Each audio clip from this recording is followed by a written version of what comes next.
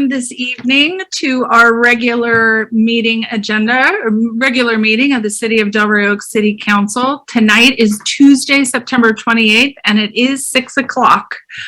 Before we get going, unless there's any opposition from the council, what I would like to do is move new business item E, the sign ordinance, to first, right before public comments. We have special counsel that is with us that is only available for a short amount of time. And so do I hear any council members issue with that? I have no problem. Yeah, neither do I. Okay. Sounds good. No issue. Okay, thanks. Okay, so on that, Karen, could you please do a roll call? Councilmember Shirley, Here. Councilmember Donaldson, Here. Councilmember Gagliotti, Here. Vice Mayor Lintel, Here, Mayor Kerr. Yeah. So Adam, would you please start us off on the Pledge of Allegiance?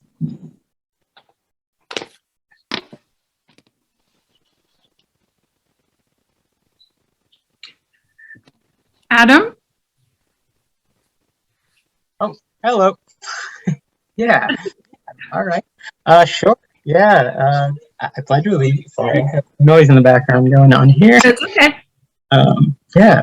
I pledge allegiance. Allegiance to the flag, United States of America. United States of America, and to the republic for Nation which it stands, one nation, under God. indivisible, and liberty with justice for all. Thank you. And for our invocation, we have Reverend Shinseki. Sir, it's over to you. Thank you very much. It's an honor for me to open tonight's Delray City Oaks Council meeting. I'd like to ask you all to join me in a quiet moment of meditation, if you would.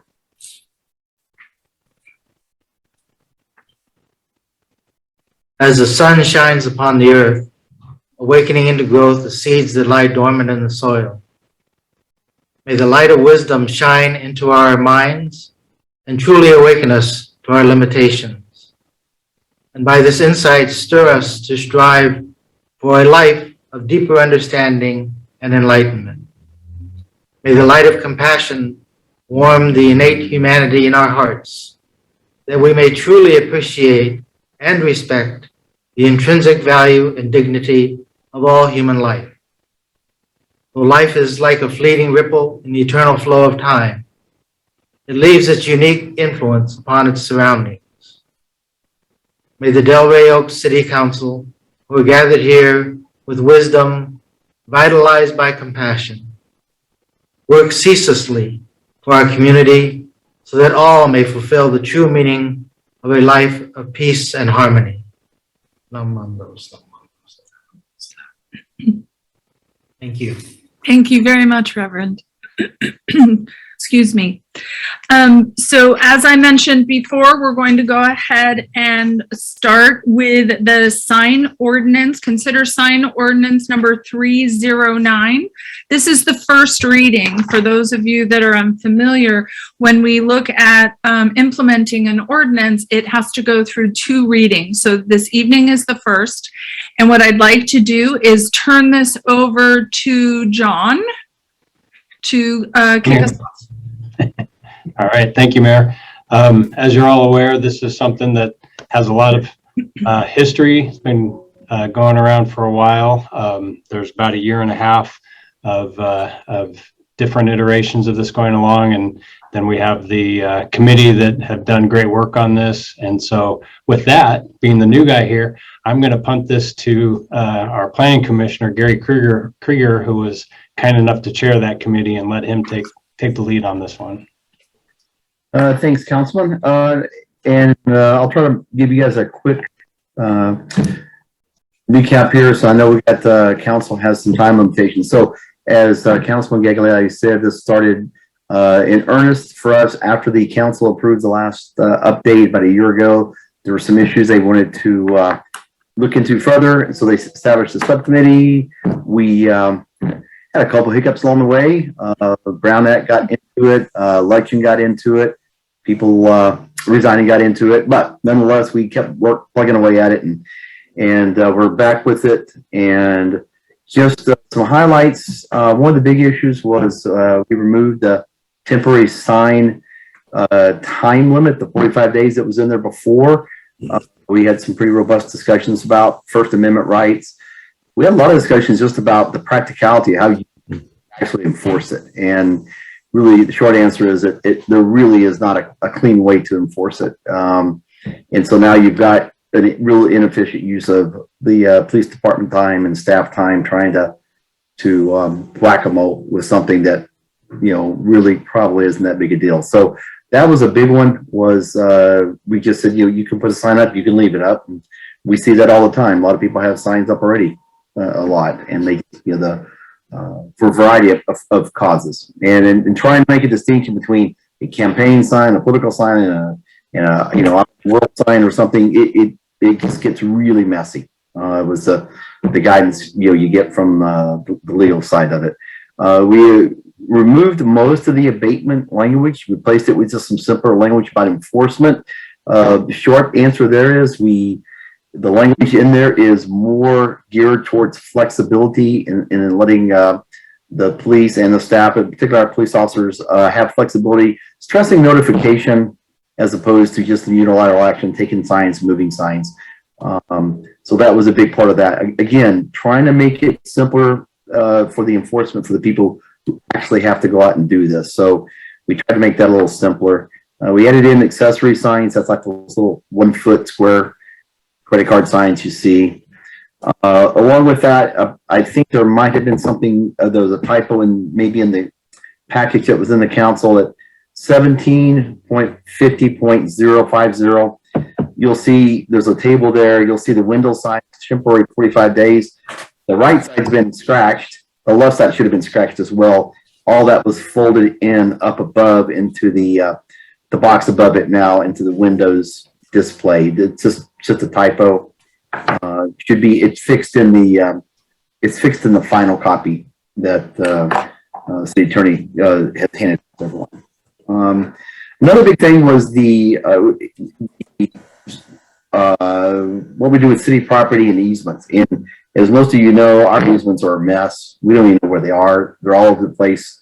Some people have a few feet, some have 10, some people have 12 more. I recently saw that people across the street from me, Frank came out and surveyed their lawn, that little corner lot there, if you're familiar with where Portola and Quindell split. And when they got done with it, there was these stakes in the middle of the yards, and they're like, well, okay, that's actually our property line. I mean, it's in the middle of the yard. So we just try to simplify that. And the overarching theme here, hopefully, is trying to make it simpler. So we just said 4 feet from the curb, or if you don't have a curb, from the asphalt. Anything inside the 4 feet we'll consider city property easement. Don't put a sign in it. And if you're in the 4 feet, sort of came from the sidewalks. So basically, you got enough room for the sidewalk, no signs in there. And if you get past that, then it's fine. We're not going to sit there and try to worry about, you got a 9 foot easement, you got a 10 foot easement, you got a 7.5 foot easement. It's too much trouble. Just make it 4 feet everywhere, and everyone's got blacktop, and you can measure from the edge to the blacktop. That's real simple. Let's see here. Unattended signs, it's not a big deal, but like we took out the wording about, there was a thing in there about you had to be within 5 feet of a personally attended sign. Again, we want to give our police as much flexibility. I mean, they can decide if it's unattended, right? Which is what the verbiage is. We don't need to say 5 feet. So we took stuff like that. We tried to take it out. There was some general stuff, like there was some things in the exempt table that said you don't need planning commission approval. Well, or prohibited, but then you don't need planning commission approval. It's like, well, if you don't need approval, then why is it in the prohibited table? I mean, it was just, this thing is pretty old, I think. And so we tried to go through it and find that sort of stuff. Just that was a big part of what we're trying to do, is just sort of simplify the language as much as we could. And then at the end, we gave over to City Attorney Lorca and council that's also present tonight. And they just went through and did a fantastic job of taking this, again, I'm not sure when it was last updated, but pretty old ordinance. And they simply just went through there and brought it all up to kind of current best practices with organization and numbering and all that. So a lot of what you see is not really, most of it's not new stuff. A lot of it is just taking what was there, taking our changes, but then organizing it all in a more coherent way that's a little more consistent with current best practices, I guess. I mean, I'm not a lawyer, but it looked good when they got done with it. So a lot of what you see is just reorganization stuff. And so, yeah, with that, I think I'll turn it back over. That's sort of a general overview of what we set out to do. Councilman Shirley and Gagliotti were involved. The mayor was involved for a while until the election. Then we had to make that was one of the hiccups we had. We had to make a change in who was on it and the composition of the committee. But with that, I'll turn it back to the council and mayor, and you can go with it, run with it from there, I guess. Oop, you're muted. You're muted, Mayor. Thanks. Thank you. John, would you like to introduce Ryan? As Gary mentioned, we have Alex Lorca, our city attorney here, who worked on this, and then Ryan Reed, who also helped out, and he's available for any technical questions if you all have questions. Ryan, I don't know if there's anything else that you want to add. No, I think that covers it. Thanks for moving this to the beginning of the meeting. I actually have another council meeting I get to move to at about 7. So the joys of Zoom council meetings are never end. But yeah, I'm here till then. So feel free to ask any questions. As I said, your planning commission and your council members seem to have done the bulk of the work, and we kind of just moved things around and made it look pretty. Ryan, can you please tell us, or perhaps Alex, why we went to you and what expertise you have that provided value for this process for us? Sure, I can leave that to Alex and then add as needed. Sure. So Ryan's firm, Colatuno, Highsmith & Watley, is a statewide firm who regularly practice in the area of First Amendment and perform reviews of sign ordinances. You know my theory of going to special counsel. If there's an esoteric area of law like this that the city can benefit from the experience and the efficiencies, then we go to special counsel on things like that. And I think that was how it worked out here. So we're very pleased. Yeah, I think that sums it up. We work with about 14 cities right now as city attorney. So each of them have their own kind of unique sign ordinance that we've helped them adopt, or sometimes have dealt with after they've already adopted it. So we have some experience in being able to see what's going on throughout the state in that area. Wonderful. Well, thank you for being here. So let's start with the council and Vice Mayor Lintel. No, I don't have any questions. I think it was very well done. Thank you. Okay. Mr. Gagliotti. I just have one, and that was, and I'd forgotten, Gary, we took both tables out. We took the permitted sign table out. Is that, I saw that it was struck, and I'll probably let Ryan or Alex speak to that, but that was part of the reorganization. I think we actually left it in there. That's what I thought. They reorganized it and they replaced it with, A's and B's and different numbering thing. I mean, I think that was,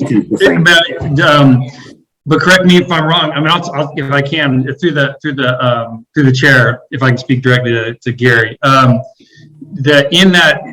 thought actually we put that in that table because it was in more a tabular, or not a tabular form, but more of a narrative form, and we wanted to kind of bring that up. Was there some sort of legal binding reason, Council or Mr. Reed, that we needed to do that?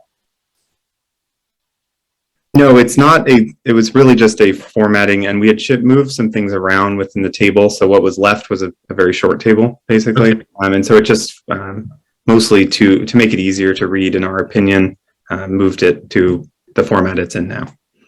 Okay, all right. I have no other questions. I think it was a long deliberative process, and I'm glad it's over. And I do think that the ultimate the ultimate product is usable, because I think we had a lot of criteria to meet, and I think it meets it on all those. So. Okay. Mr. Donaldson? Yeah, thank you, Mayor. Obviously, the biggest interest in this entire ordinance is the political signs. And really, the takeaways for me are three things. One, that there's no longer a time limit that's placed on them. It's got to be 4 feet back from either the edge of curb or the edge of the asphalt, and you're allowed 80 square feet of signage. So those are the three takeaways I take from this entire ordinance, because I think that's what really the public is going to be focused in on. The only downside I potentially see, and I don't see it as likely, is if someone has a neighbor that has posted 80 square feet of signage that maybe they find offensive, it could stay up potentially in perpetuity. Like I said, I think it's very unlikely, but that might be a type of situation that we could encounter down the road. Now, in terms of the ordinance itself, some things to point out for Gary Krieger. On the table on the third page at the very bottom, it talks about temporary private party signs during construction. And the bottom on the right-hand side, it shows that those are signs displaying non-commercial, ideological, religious, political. That might be better suited in the next block where it talks about private party signs on private property.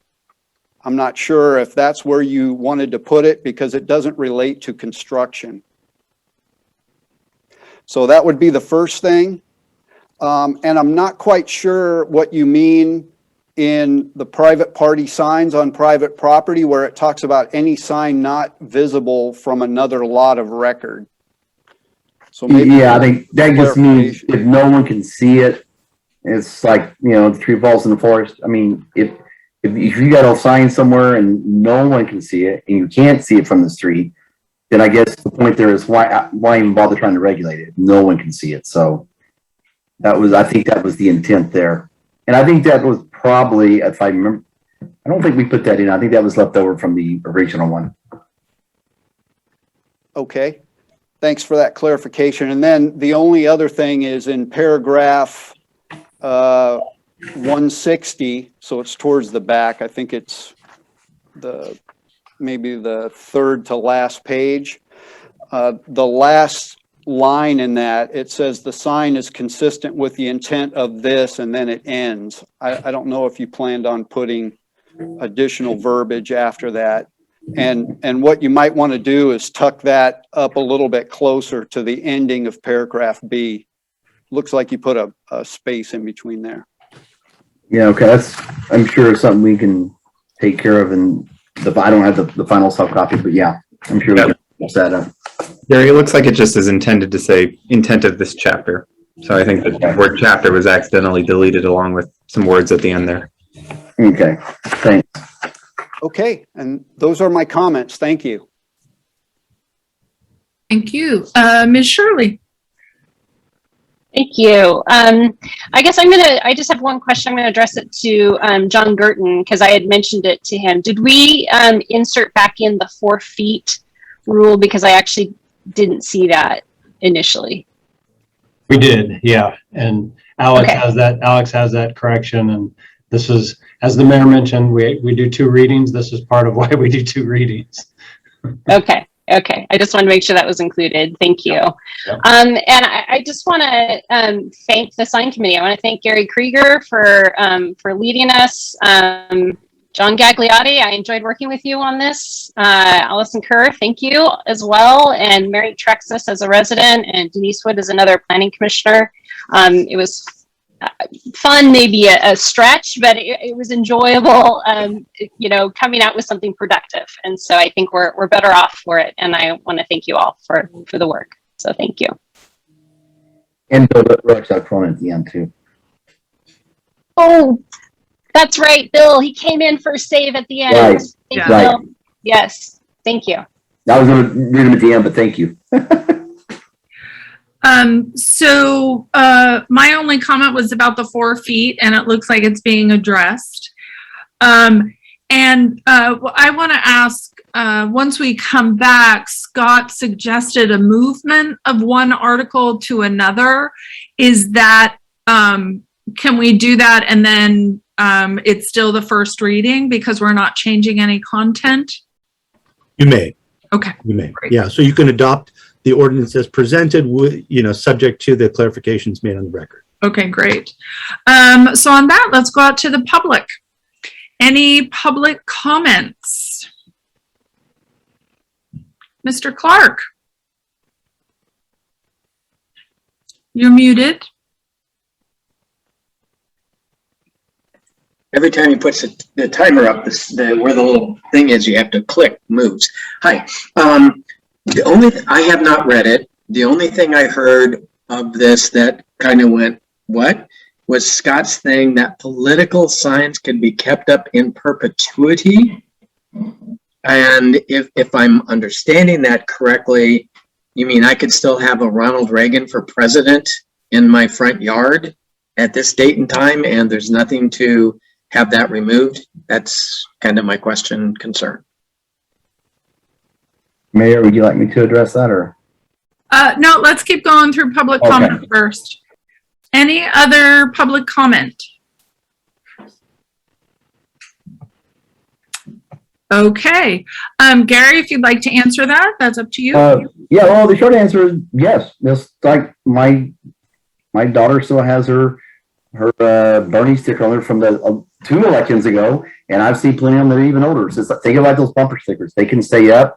And really, what's behind that is just when you start getting into First Amendment rights. As we dug into this, there really isn't any way to tell people they can't express their opinions. They can't. They want to put it up and keep it up. Now we're hoping that common sense prevails, and we were confident it will. But the reality is, within the parameters set by the California Supreme Court in a couple of different cases, that's the freedom expression that we have to live with, and we just hope that hopefully people will be considerate of their neighbors, and we'll see what happens. But yeah, you're right. We can put it up, and if they want to leave it up, they can. All right. Any other public comments before we move on, come back to the council? Karen, do you see any? Scott? Kathleen, I see you. I'll get you next. Good evening, everyone. My comment tonight is still regarding the creek. Scott, we're talking about the sign ordinance right now. We'll do public comments after this. Okay. All right. Ms. Wilbur, did you have a comment on the sign ordinance? You're muted.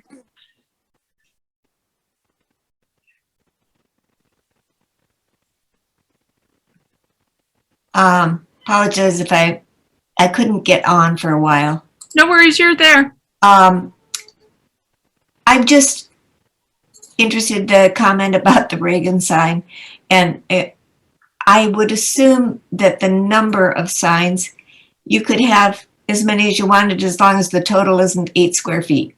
Is that what you would say is correct? Mr. Krieger? Yes, there's a limit on the total.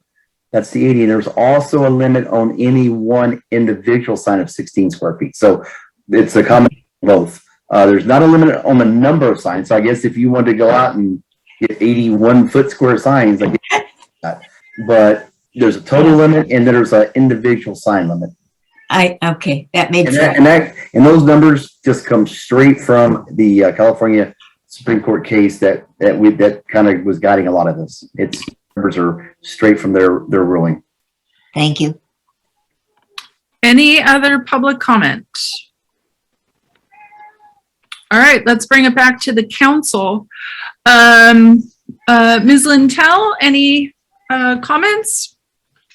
No, I just think it was a worthwhile endeavor. It was something that we needed to do for some time, and I think it was well done. Thank you. Okay, Mr. Gagliotti. Yeah, I just wanted to I mean, I was the one council member on the committee that advocated very strongly to have no limits, to take the limits out. So, I mean, if you want to sling arrows, you know, you can sling them. but that was one of the big reasons I wanted to be on the sign committee, and that's what I had. That was my biggest problem I had with the previous ordinance, and so that was something that I advocated strongly for. Thanks, John. Mr. Donaldson. No, I don't have any further comments. Thanks. Okay, Ms. Shirley.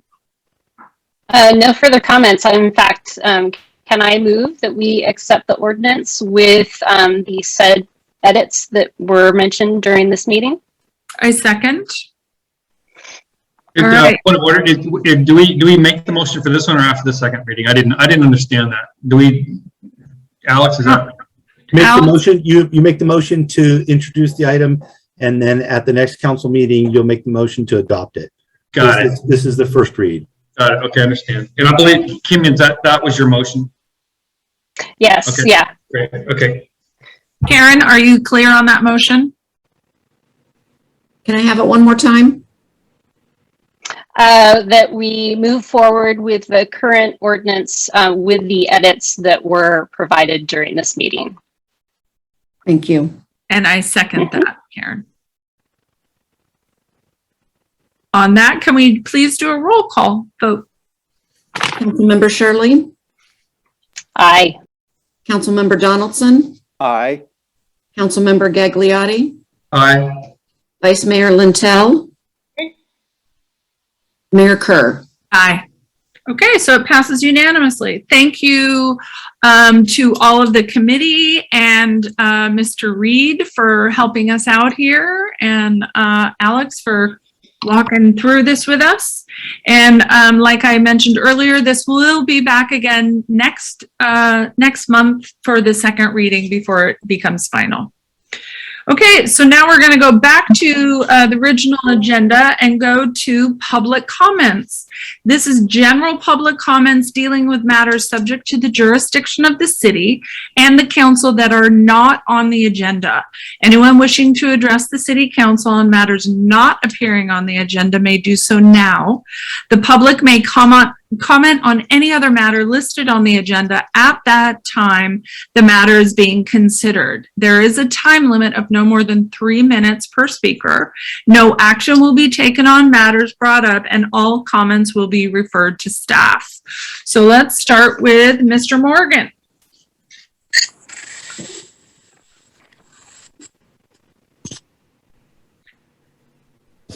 Scott Morgan?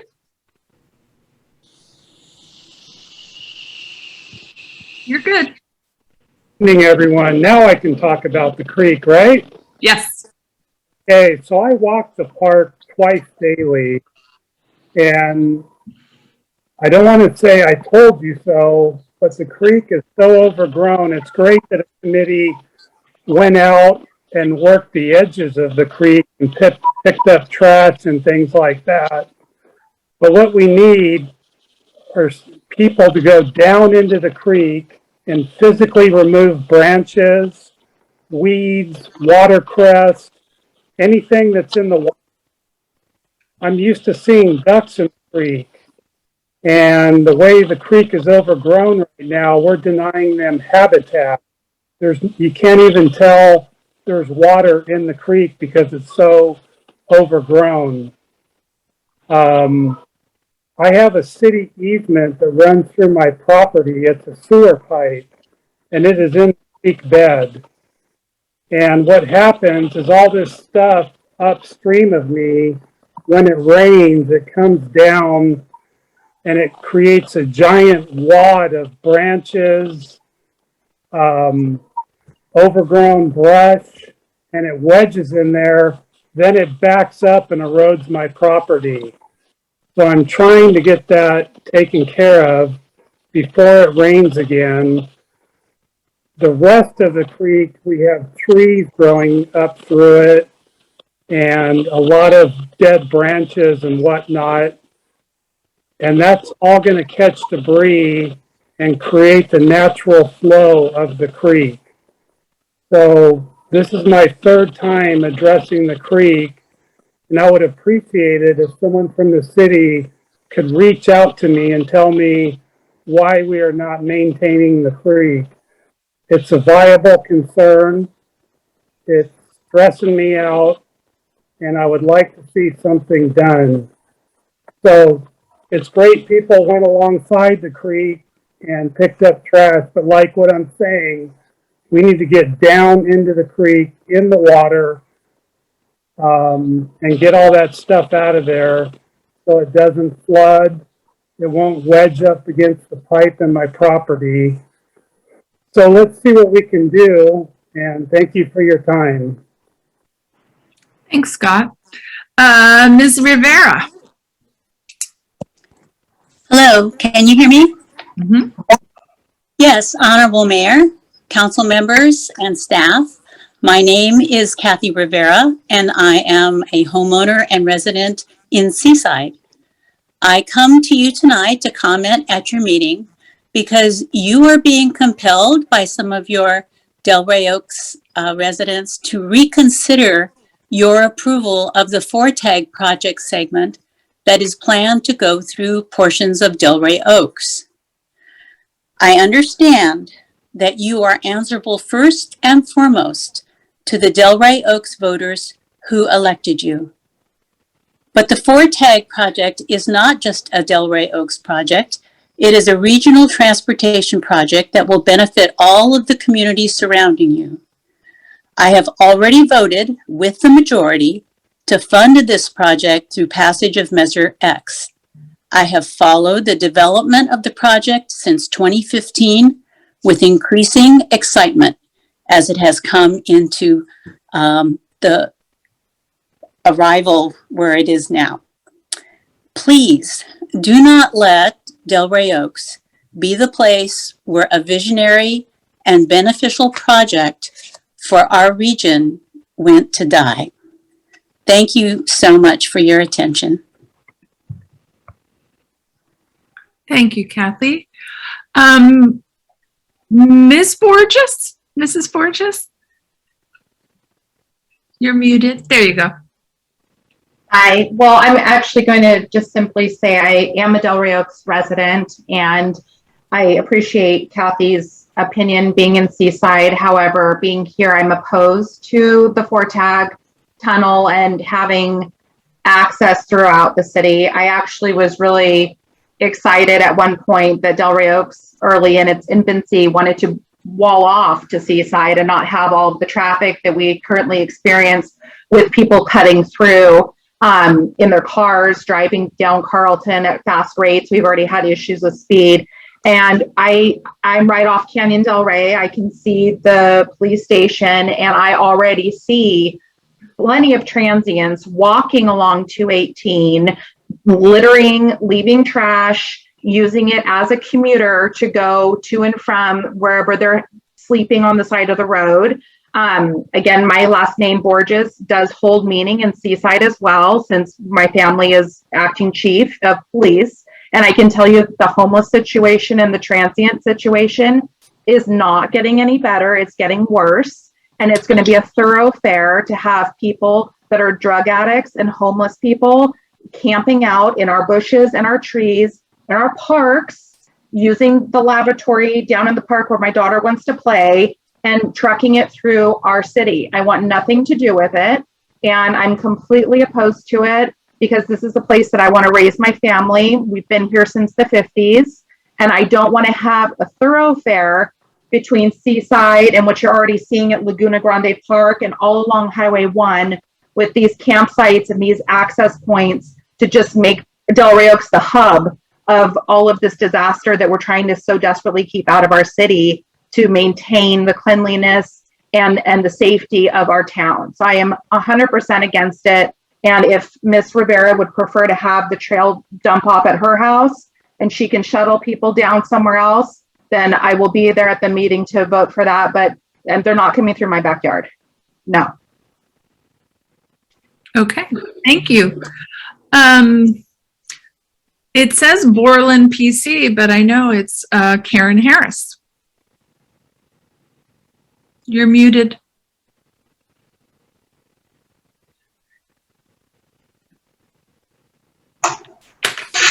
Madam Mayor and City Council members, I'm Karen Harris. I live on Rosita Road for the past 24 years, and I'm also co-chair of the Sustainable Delray Oaks. And Sustainable Delray Oaks is supportive of the FORTAG project. Our mission of Sustainable Delray Oaks is to meet the challenges of declining resources and climate change by helping our communities transition to sustainable practices. The FORTAG project matches our goals by enhancing the community's connection with nature and inspiring the public to protect the natural world. Educating and promoting actions on local sustainability issues, including land use, energy, transportation, waste and water, both marine and fresh, and also fostering connections to other local and regional groups and agencies. One goal of the FORTAG Trail is to connect 3 parks with a safe trail. Work Memorial Park, which is a wetland, and a Delray City Park, and the Frog Pond Regional Park. These would be crossing 218 safely with a short, well-lit underpass. It's a wonderful way to allow bicyclists, walkers, and parents with strollers, and those in wheelchairs, a way to explore our natural habitats. Persons should not have to scurry across the road for their safety. How can we best accommodate slow dog walkers, wheelchair travelers, and others incapable of running across the highway for their life? It's terrifying and disconnects the 2 sides of our city and also with Seaside and Monterey. The safe underpass meets these needs. And also having to go down 218 and purchase all that land from homeowners in Delray Oaks. That's the south side of 218 would be very expensive, and I don't think those residents would like to have their property taken over. This project will bring more people to the park to experience nature who will want to protect it for future generations. When Point Lobos Preserve was first proposed with trails which infringed on some habitat, many people were probably opposed to it. But look how important this gem of our coast is for a place for peace, solace, beauty, spirituality, and connection to nature during all seasons. Millions of people have learned to appreciate the natural environment. It could not have been possible without a park with accessible roads, trails, parking, and educational engagement. Connecting communities is also a social justice benefit. I just want to lend our support for the FORTAG Trail. Thank you. Thank you. Roberta.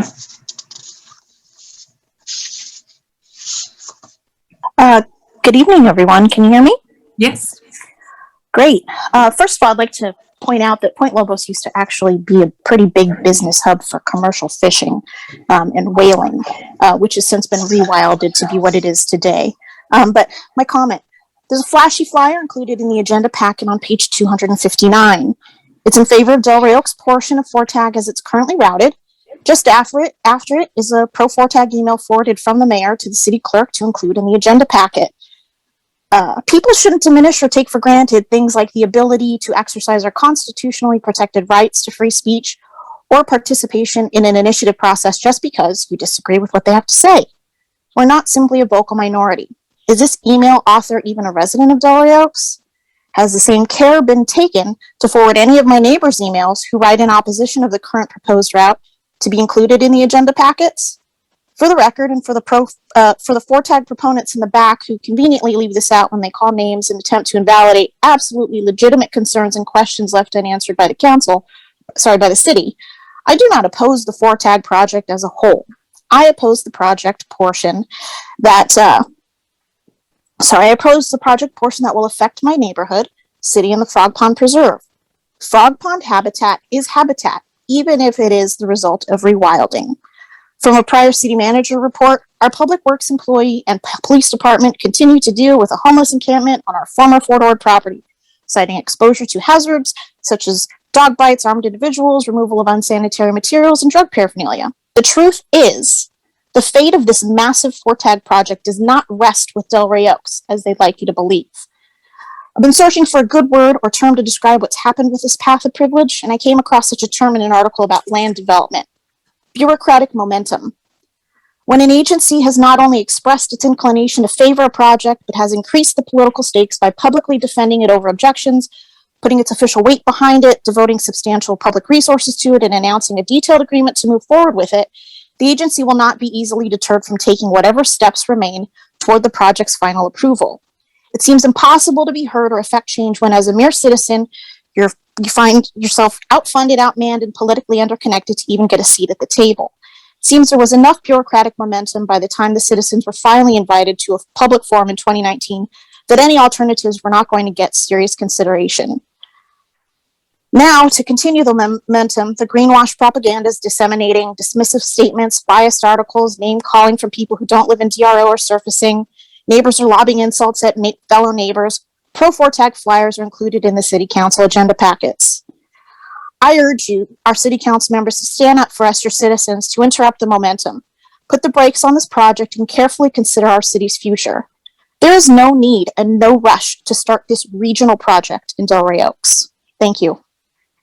Thank you, Roberta. Excuse me, Mr. Clark. Good evening, Jim Clark, Via Verde, Delray Oaks. So 2 quick topics, I think. Meeting in person. Can someone please consider starting to meet when we're going to start to meet in person, maybe next month? I suspect the vast majority of folks in this town are vaccinated, and I don't imagine anyone would have a problem being masked during the process. Second subject, the Planning Commission and putting up an additional flagpole. Why? Just so that we can fly commemorative or flags that represent special interest groups? Problems with that are, as we discovered, if we put another flag on the current flagpole, we have to fly it at half-mast. That bottom one's dragging on the ground. In the last city council meeting, I expressed my opinion on this topic, that I am solidly behind everyone's freedom of expression to fly their particular commemorative or special interest group flag from their door, gate, front yard, or rooftop. My difference of opinion, my objection, came to putting the time and energy and expense of taking the Planning Commission's time to figure out how to put up the second pole and to come up with the appropriate procedures and finances. You see, until recently, these national hot button topics were not part of the fabric of Delray Oaks. And in fact, no one seems very interested in this second pole. How do I know this? I went to the Planning Commission meeting last time, and this is a very important point. The number of citizens that attended the Planning Commission meeting last time that addressed this issue of the second flagpole besides me, 0. None, nada, zippo, zilch. I think this is another of those solutions in search of a problem and a waste of taxpayer time and energy. Here's my suggestion for our flag policy. Quote, the city of Delray Oaks will have one flagpole flying the USCA and city flags. No other flag shall be flown at City Hall. Residents are encouraged to support their particular subject of interest by flying flags in their yards according to the new sign ordinance. Done. 49 words and no staff or legal time involved. You're welcome. Okay, thank you, Jim. Bill Ragsdale Cronin. So 2 comments. One on the second flagpole. I threw that out a while back during a budget meeting that maybe we ought to put a little money out there for it. I don't think there's any formal initiative. Anybody's put anything forward to the city council. Anybody from the Planning Commission has put anything out to actually add a second flagpole. My comment was pretty much our flagpole we have now is kind of puny looking. So maybe we should, if we're going to do something different, let's put up a taller flagpole that would make life a little easier for everybody involved. Secondly, on the FORTAG issue, I'm a proponent of it. I want to see it built, but I'm also getting tired of all the name calling and finger pointing and everything else. And I would urge the city council and or the folks that have started the initiative process to just go through with it. Let's put this thing to a vote and put it to bed. It's divisive. It's causing a lot of people wringing their hands and gnashing their teeth. And let's just put it to a vote and get it over with. If the city doesn't want it, the city doesn't want it. If the city wants it, it'll get built. I have some questions about the legality, I would suppose, of initiativing things that we don't own, like Highway 218 and the Frog Pond, but I'm not a lawyer, so I'm not even going to stick my nose in that. But let's just vote on it and get it over with. Thank you very much. Thank you. Any other, Nancy? Am I unmuted? Yep, I can hear you. Okay, thank you. I am against the trail and the hiking trail and the biking trail for Fort Tag. I don't think it's fair to have 1,700 citizens needing to support that. It had concerns about the liability, the insurance. Someone's bound to get hurt on their bicycle if they fall off because their bicycle went over a rock and then they sue the city. It just seems like it's a horrible expense for such a very, very small city. Also, I don't think it adds to the walkability. Delray Oaks is never going to be a walkable city. And the other thing, all of these developments in Fort Ord, Sea Haven, East Garrison, and if you've been up Monterey Road in Seaside, they're all new developments with no walking trails, no bicycling, nothing built there to make them walkable. And I just don't understand why this is happening here, especially through residential streets. It just doesn't make any sense to me.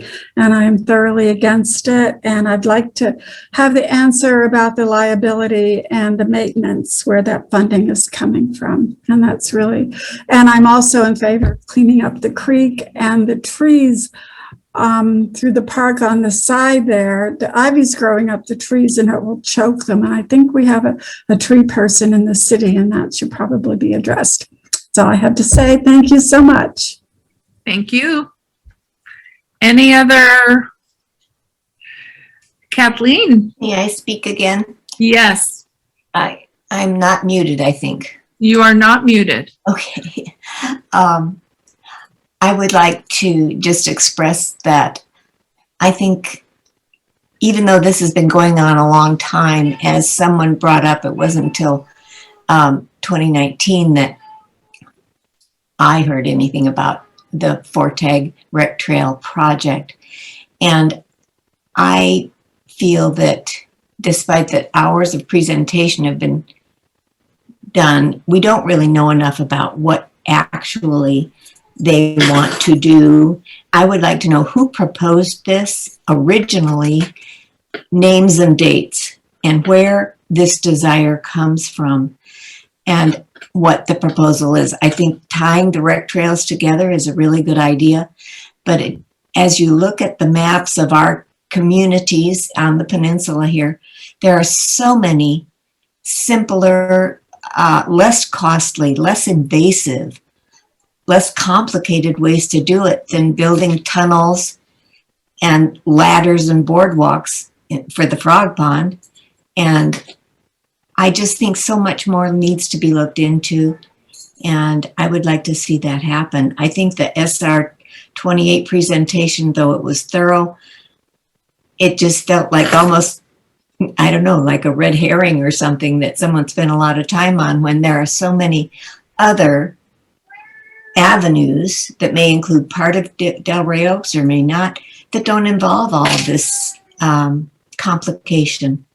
So I would really like to have it looked into more thoroughly and see if there's some way around some of these other obstacles that seem invasive for our little town. And as someone else spoke up, very expensive. I know they say the county and state are going to pay for it, but you know that means us and the city. Our city is going to pay for it too, the upkeep. So that's all I have to say. Thank you. Thank you. Mr. Krieger. Yeah, hello, thanks. I just quickly just want to remind everyone again, I don't have the exact date in front of me, but it didn't start in 2019. It's actually started with the previous mayor back in 2017. And there's been public meetings noticed with input, workshops all on the way. So it's been more than just a couple years. It's been 4 years. And at the Tamsi site, there is in fact an extensive amount of information about the history and why it's proposed. Okay. I have a regional path for people to use and all the benefits that accrue with that. It's hard to imagine it's going to happen without coming through Delray Oaks. We are part of the community, and there's not any way to get around that. So we'll be talking about it more later. There's lots of good information out there. I'll invite everyone to put up what they find, but there's lots of studies by universities, the governments, a lot of studies with realtors who use this as a selling point. Lots of good information out there. So yeah, I agree with Mr. Rex Delcarmen, though. We just need to have this come out, and let's have a good discussion on it, and then we can have the vote and move forward. Thank you. Thank you. Ms. Harris, you already went, so we'd like to keep it one comment per person. Any other public comments? Any other public comments? All right, so we're going to come back to the agenda. We have a couple of proclamations. The first one is for Arbor Day. There was a snafu in the timing. Arbor Day is celebrated in April.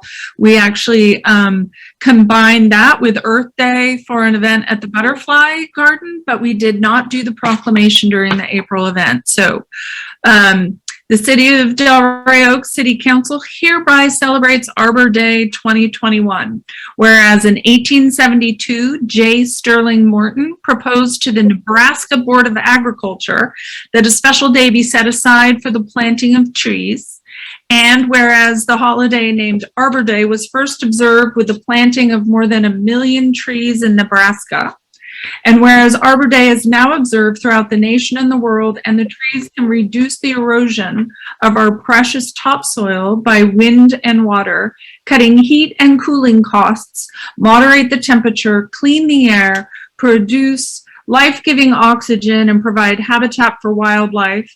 And whereas trees are a renewable resource, giving us paper, wood for our homes, fuel for our fires, and countless other wood products. And whereas trees in our city increase property values, enhance the economic vitality of business areas, and beautify our community. And whereas trees, wherever they are planted, are a source of joy. And whereas in cooperation with the city, volunteers planted 21 oak trees along Gen Jim, connecting the city of Delray Oaks and Seaside. And now, therefore, I, Allison Kerr, Mayor of the City of Delray Oaks, do hereby proclaim April 30th, 2021 as Arbor Day in the City of Delray Oaks. And I encourage all residents to celebrate Arbor Day now and in the future, and to support efforts to protect our trees and woodlands. And I urge all citizens to plant trees to promote the well-being of this and future generations. Signed this 28th day of September. And then the next one is honoring National Hispanic Heritage Month. Whereas since our founding, our nation has drawn strength from the diversity of our people. And whereas with faith and passion, a sturdy work ethic, and profound devotion to family, Hispanics have helped carry forward our legacy as a vibrant beacon of opportunity for all. And whereas whether their ancestors have been here for generations, or they are amongst the new members of our American family, they represent many countries and cultures, each adding their own distinct and dynamic perspective to our country's story. And whereas National Hispanic Heritage Month pays tribute to the generations of Hispanic Americans whose ancestors came from Spain, Mexico, the Caribbean, and Central and South America. and who have positively influenced and enriched our nation and society. And whereas in 1968, President Lyndon Johnson implemented the observance of Hispanic Heritage Week, and whereas this observation was expanded to its current 30-day period from September 15 to October 15 and enacted into public law under President Ronald Reagan in 1988. And whereas September 15 was chosen as the starting date for the commemoration because it is the anniversary of independence of 5 Hispanic countries: Costa Rica, El Salvador, Guatemala, Honduras, and Nicaragua, all who declared independence in 1821. In addition, Mexico, Chile, and Belize celebrated their Independence Day on September 16, September 18, and September 21, respectively. And whereas Hispanic Americans continue to enrich our community with cultural, educational, and political influences that can be seen in all aspects of our lives. And whereas Hispanic Heritage Month is an important reminder of how much strength we draw as a nation from our immigrant roots and our values as a nation of immigrants. And now, therefore, I, Allison Kerr, Mayor of the City of Delray Oaks, do hereby proclaim September 15 to October 15, 2021 as National Hispanic Month in the City of Delray Oaks, and I urge all citizens to embrace the diversity that strengthens us and continue striving to ensure the American dream is within reach for generation of Hispanics to come. Signed this 28th day of September. Thank you for your patience with all of that. Next on the agenda, we have presentations. So this evening, we have an interesting array of presentations. I was speaking with our city manager, and as we enter into fire season, I felt it was very important to be able to access some of those entities and some of the programming that is going on the city's behalf to make sure that we're all safe. And I am long overdue in inviting Chief Mary Gutierrez to join us. She has been chief of the Seaside Fire Department since January this year. She comes to Seaside with 31 years of experience, serving as a battalion chief in the San Jose Fire Department and division chief and acting chief in the Gilroy Fire Department. So we're thrilled to have her this evening, and I'd like to turn it over to you. Thank you. Can everyone hear me? Great. My name, as the Honorable Mayor mentioned, is Mary Gutierrez. I want to say good evening to our mayor, our council, our public, and members of staff for the city of Delray Oaks. I'm honored to be here tonight. I reached out several months ago. We were finally able to connect, and I had the pleasure of meeting your new city manager, John Gurton, about 3 weeks ago, and your mayor. And they attended our 9/11 event with some of the city councils. So that was the city of Seaside, and as far as I'm concerned, city of Delray Oaks' first 9/11 ceremony to commemorate and to pay respect to all those who lost their lives. If I'm able, just so there's something visual, I would love to share my screen. I have a very brief PowerPoint. I know you have a packed agenda tonight, so I want to make sure that that I give you time for that. So I'm going to try here really quick. Randy, is she good? Okay.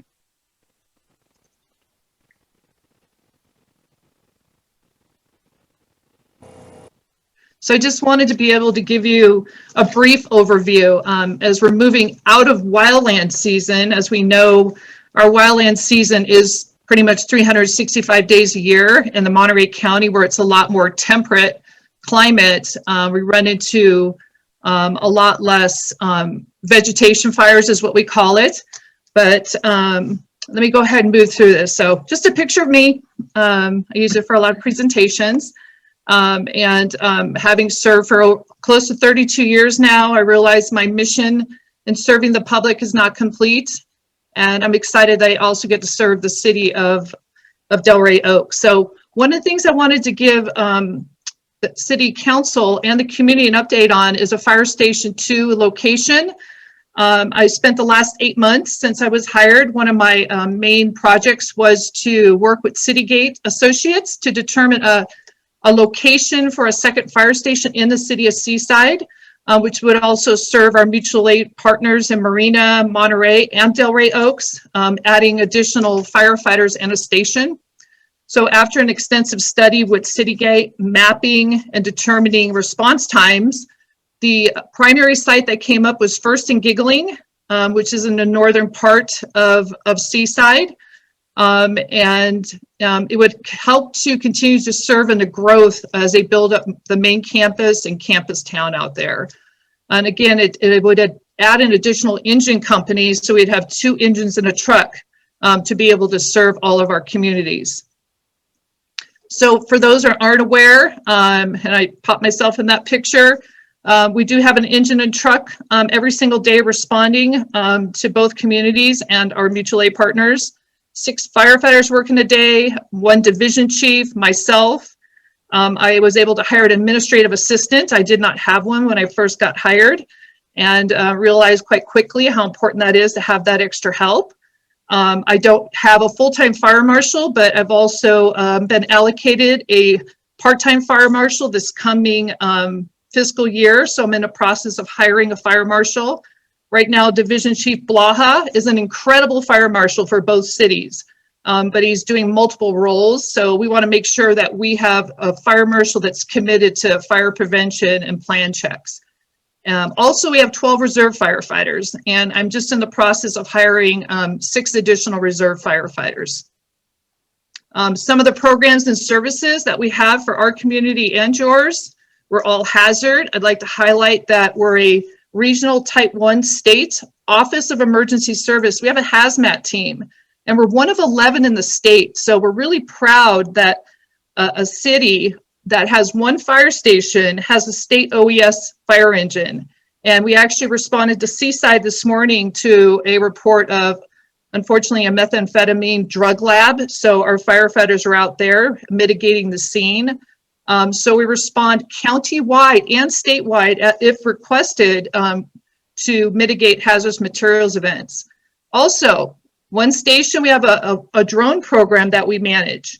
So it's available to Delray Oaks, everybody in the county. We help the police departments and all throughout the county.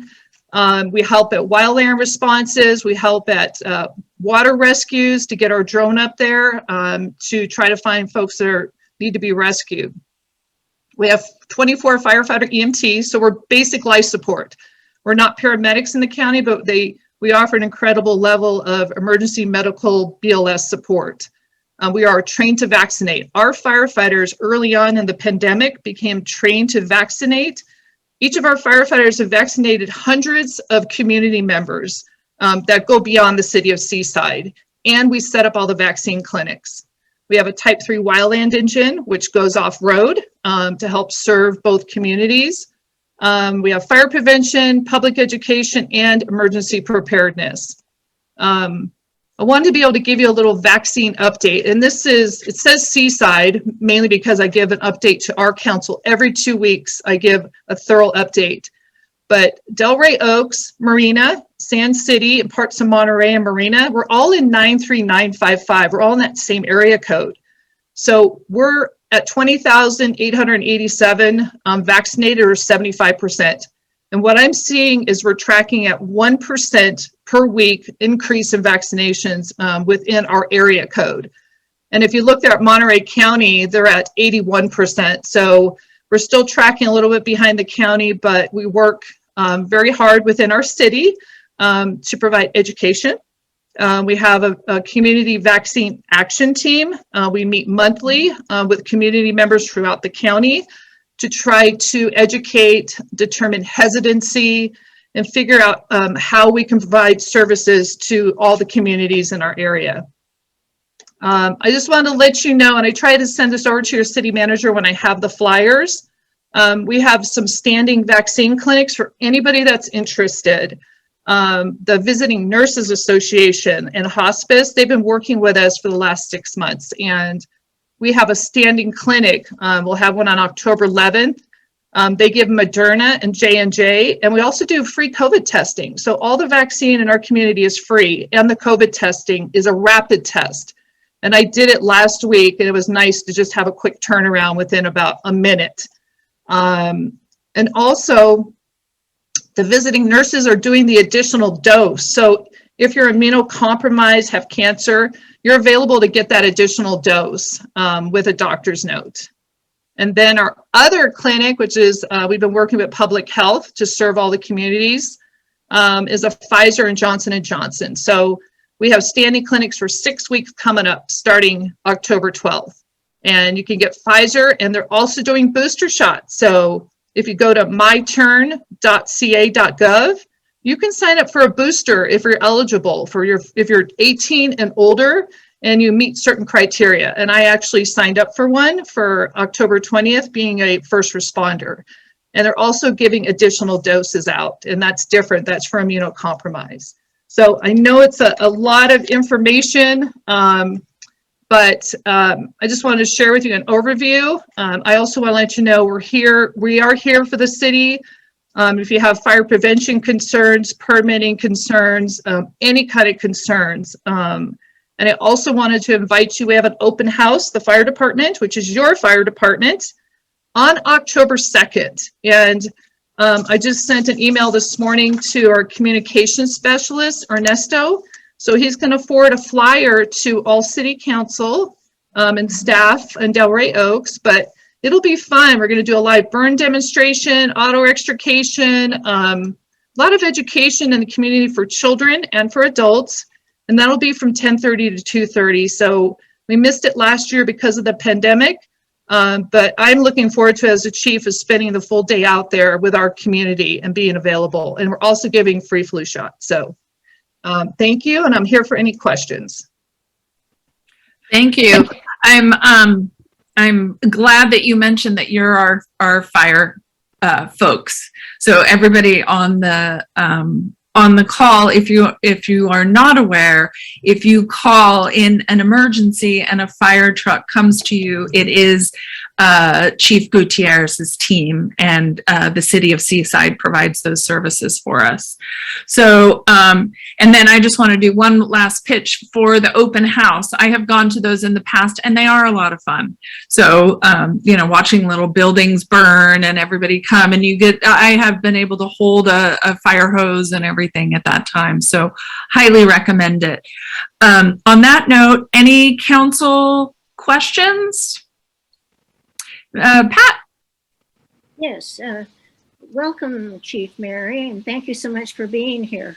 I also wanted to mention that I love your fire department. They are so efficient, they are so friendly, and they are so helpful. I can't say enough of wonderful things about them, and thank you so much. Thank you. I appreciate that. Any other council comments? Thank you, Chief Mary Gutierrez. Yeah, no, I just appreciate you being here, providing all that information. And I'm going to back up what Pat says. You have great fire personnel. They've helped us with our neighborhood watch years ago, and they've always been super friendly and informative. So thank you. Thank you. John, Scott, anything? Okay. Okay. And I do believe we actually have one of your men that lives in town. He lives on Carlton with his family. So let's go out to the public. Normally we don't for presentations, but anybody have any questions about for our fire chief? Okay, I'll come back. Well, Chief, thank you again for joining us, and I hope it's not, or I hope we get to see you again sooner. All right, thank you. Okay, now we're going to move on to the Police Department Multi-Jurisdictional Hazard Mitigation Plan. I'll turn this over to John, our city manager. Yep, thank you, Mayor. Yeah, this is a project that we've been working on with the county. The county OES has been taking the lead on this, and I don't want to take any wind from Laura's sales. I will tell you that we met with her last week. She was a huge help to us. We're looking forward to more continued partnership with her. And with that, I think she can do a better job than I can, so I'm going to turn it over to her. Thank you. And thank you for having me tonight to present. I'm going to share my screen, if that's all right, to do a brief presentation on the 2021 Monterey County Multi-Jurisdictional Hazard Mitigation Plan, which the City of Delray Oaks is a part of. So a hazard mitigation plan is a broad local vision that establishes sort of guiding principles for reducing risk in the county and proposes specific mitigation actions to eliminate and reduce identified vulnerabilities. And there's a lot of benefits to outlining this type of strategy, as well as doing it at a county-wide level. And it also can make the city eligible for a variety of FEMA pre- and post-disaster mitigation funding. So the plan addresses a very wide range of hazards. So in our planning process, we've identified almost, 12 or 15 hazards that the plan will address. So in addition to the natural hazards typically addressed in these plans, such as coastal erosion, drought and water shortage, earthquakes, flooding, landslides, severe weather, tsunamis, wildfire, we will be addressing the additional risk of these hazards due to climate change as well as sea level rise.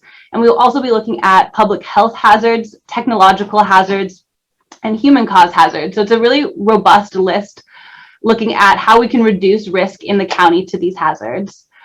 So there's a variety of types of activities that fall under hazard mitigation. So this includes planning and regulations, so general plan updates, zoning ordinances, outreach activities, so risk communication, real estate disclosures, setting up community emergency response teams, and then infrastructure projects. So those are really what typically people think of when they think of hazard mitigation. So elevating flood-prone structures, seismic retrofitting of buildings, undergrounding utilities, large stormwater projects. And then there's also conservation and restoration projects. So wetland and stream restoration, floodplain management, forest and vegetation management, sediment and erosion control.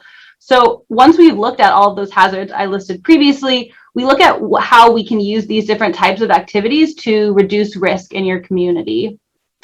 So the City of Delray Oaks is an annex to the multi-jurisdictional hazard mitigation plan. So the main body of the plan discusses county-wide risks. And then all 12 incorporated jurisdictions, as well as 5 special districts, are annexes to the plan.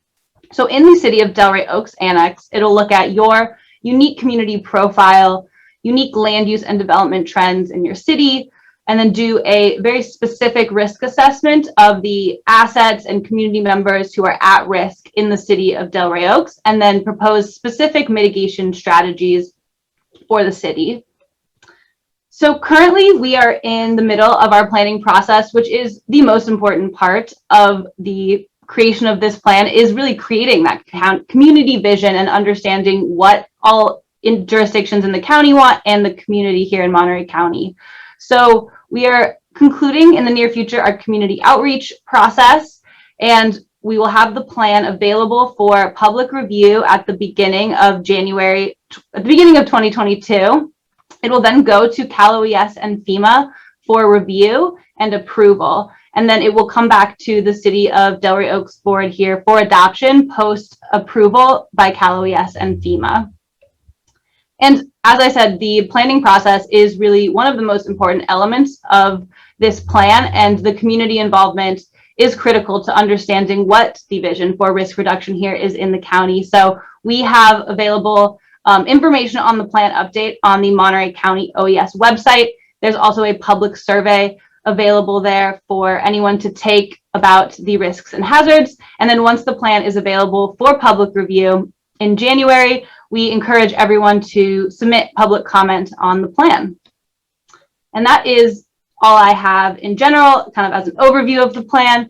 And I'm happy to take any questions now. And then my contact information, as well as my colleague's Kelsey Scanlon, is on the screen if you have additional questions after this meeting. Great. Thank you, Laura. The question I have is, who is the team that puts this together? So that is generally our office. So I am the lead on the project, and I've been working with one of my colleagues. And for the previous iteration of the plan, we brought in a consulting team, but we decided this round to do the plan in-house.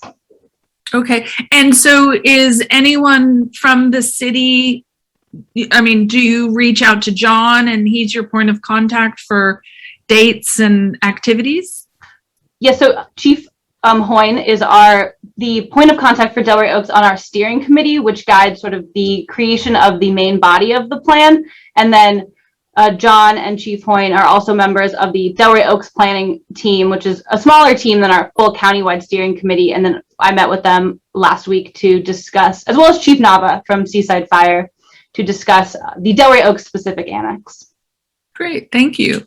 I'll go out to other council. Ms. Lintel. I would just like to thank you, Laura, for your excellent presentation and for being with us tonight. Thank you. Thank you. Mr. Gagliotti. No, I have no questions. Thank you. Okay, Mr. Donaldson. Also, no question, thanks. Okay, Ms. Shirley. Thank you, Laura, for being here. It's good to know that this work is happening. So, and it's nice to know. I was going to ask who does our risk assessment, but it sounds like you put that together with our city manager and chief of police and all that. So that's great. Thanks for doing it. I look forward to seeing it in January. Thank you. Yeah, so we will see you again in January when it's time for. The plan will go out for public review in January, and then following public review, it'll go to Cal OES and FEMA. So most likely they have a 4-month review period. So about middle of 2022, it will come back to your board for adoption. 2022. Okay. Right. It's 2021 now. Right. Laura, thank you so much. And thank you for the work on our behalf. This is important work. So I look forward to hearing what you come up with. Thank you so much for having me. Thank you. All right, let's move on. Air District electric vehicle incentive. I'm not seeing Mr. Stedman, but is he hiding behind a different name? I recognize everybody. Don't see him, Mayor. Okay. So what we'll do is we'll invite him back next month. But basically, the Monterey Air District has very healthy electric vehicle incentives for new and used EVs, as well as a brand new $1,000 incentive for electric bikes. So we'll invite him to come back next month. So let's move on to the consent agenda. Mayor, if I could, just to add something there, if someone is interested in the program, I know Mike Fitzsimmons has participated and he got thousands of dollars back in rebates. So if you see him out and around, you can hit him up. Okay. You can also go online and find it as well. Yeah. Yes. Yeah. I mean, I participated in it when I bought my electric car. Yeah. It's very lucrative. And Well, and it's nice that they include used EVs as well as now electric bikes, which is very nice. All right, let's move on to the consent agenda. Anyone on the council want to pull any item? Not I. Ms. Shirley? I just had a quick question on the police report. Please go ahead. ahead. You want me to ask that now? It looked like the parking citations went up dramatically this month, taking almost 25% of the total. I was just wondering what that was about. If someone could explain, Chief Hoyne. Actually, I don't have the specifics of what all those parking citations involved. I know we've been doing some traffic and parking enforcement on Angeles and for overnight parking and some other things. And plus we are just making more contacts as we're coming out of COVID.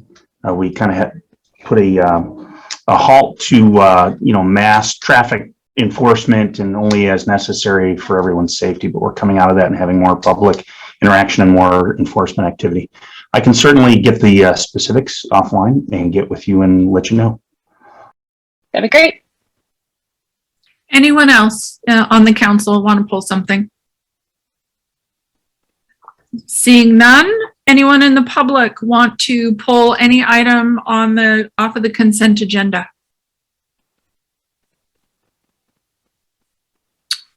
Seeing no hands, physical or virtual, will come back. I'll entertain a motion. I move so moved. The consent agenda. I second it. Okay. Karen, can you please do a roll call vote? Councilmember Shirley, Aye. Councilmember Donaldson, Aye. Councilmember Gagliotti, Aye. Vice Mayor Lintel, Aye. Mayor Kerr. Aye. So the consent agenda passes unanimously.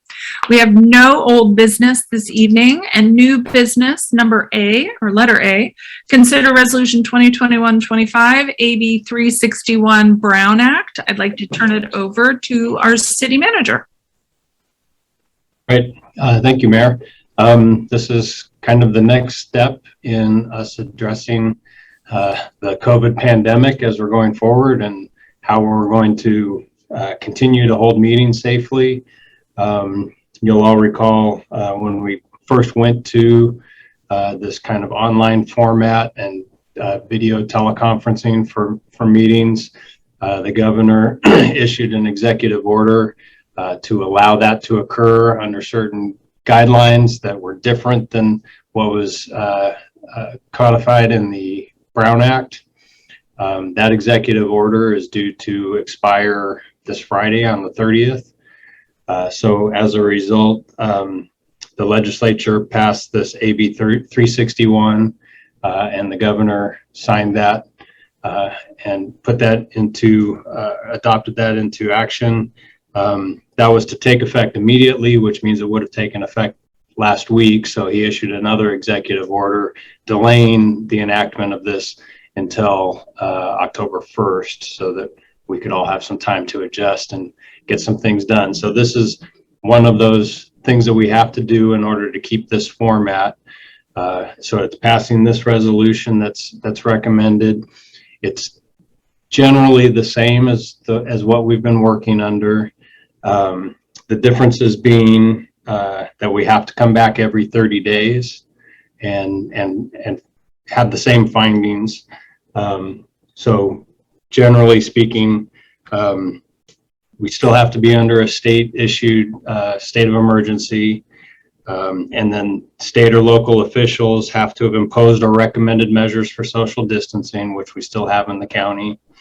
And then you, the council, can make determinations that coming back and meeting in person would continue to present an imminent risk to health or safety of the attendees. So any one of those things, in addition to the governor's state of emergency still being in effect, are enough for us to continue under the current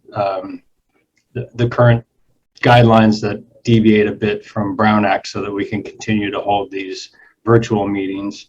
The 30 days is so that every 30 days we're reviewing what the county's doing, what the state's doing, what our numbers look like, so we can be a little bit more nimble in terms of deciding when we want to come back, if we want to come back.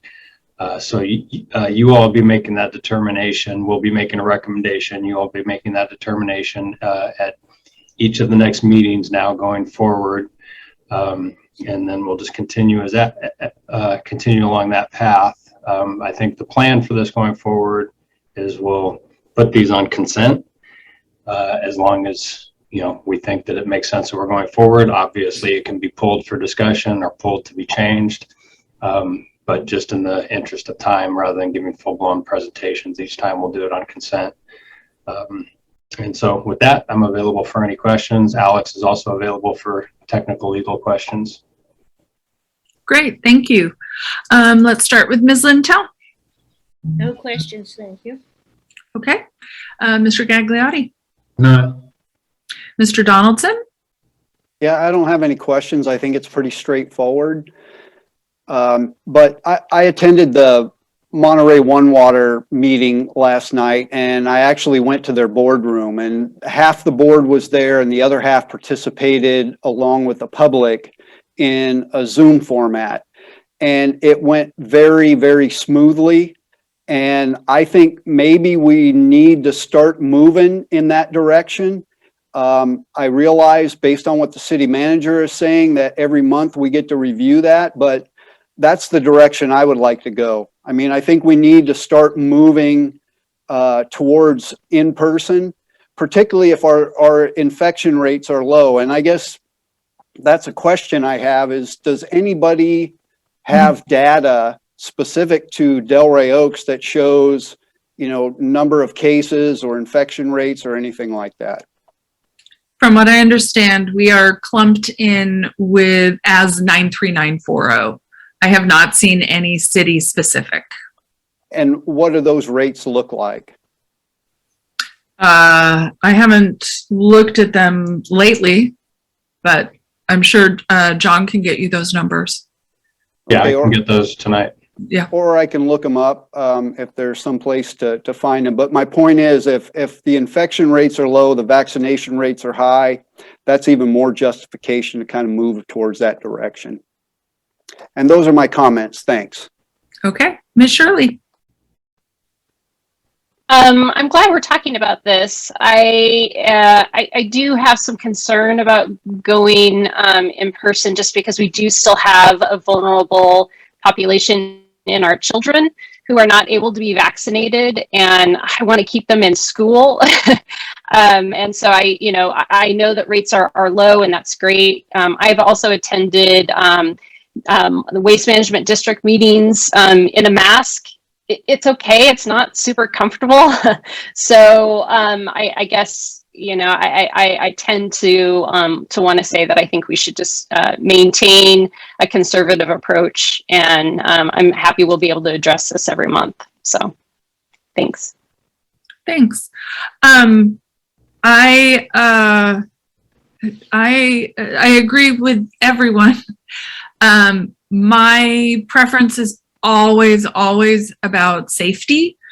And if there's, if our council chambers were larger, I think I would be much more enthusiastic about looking at the possibilities of meeting in person, but we're unable to sustain social distancing in that arena.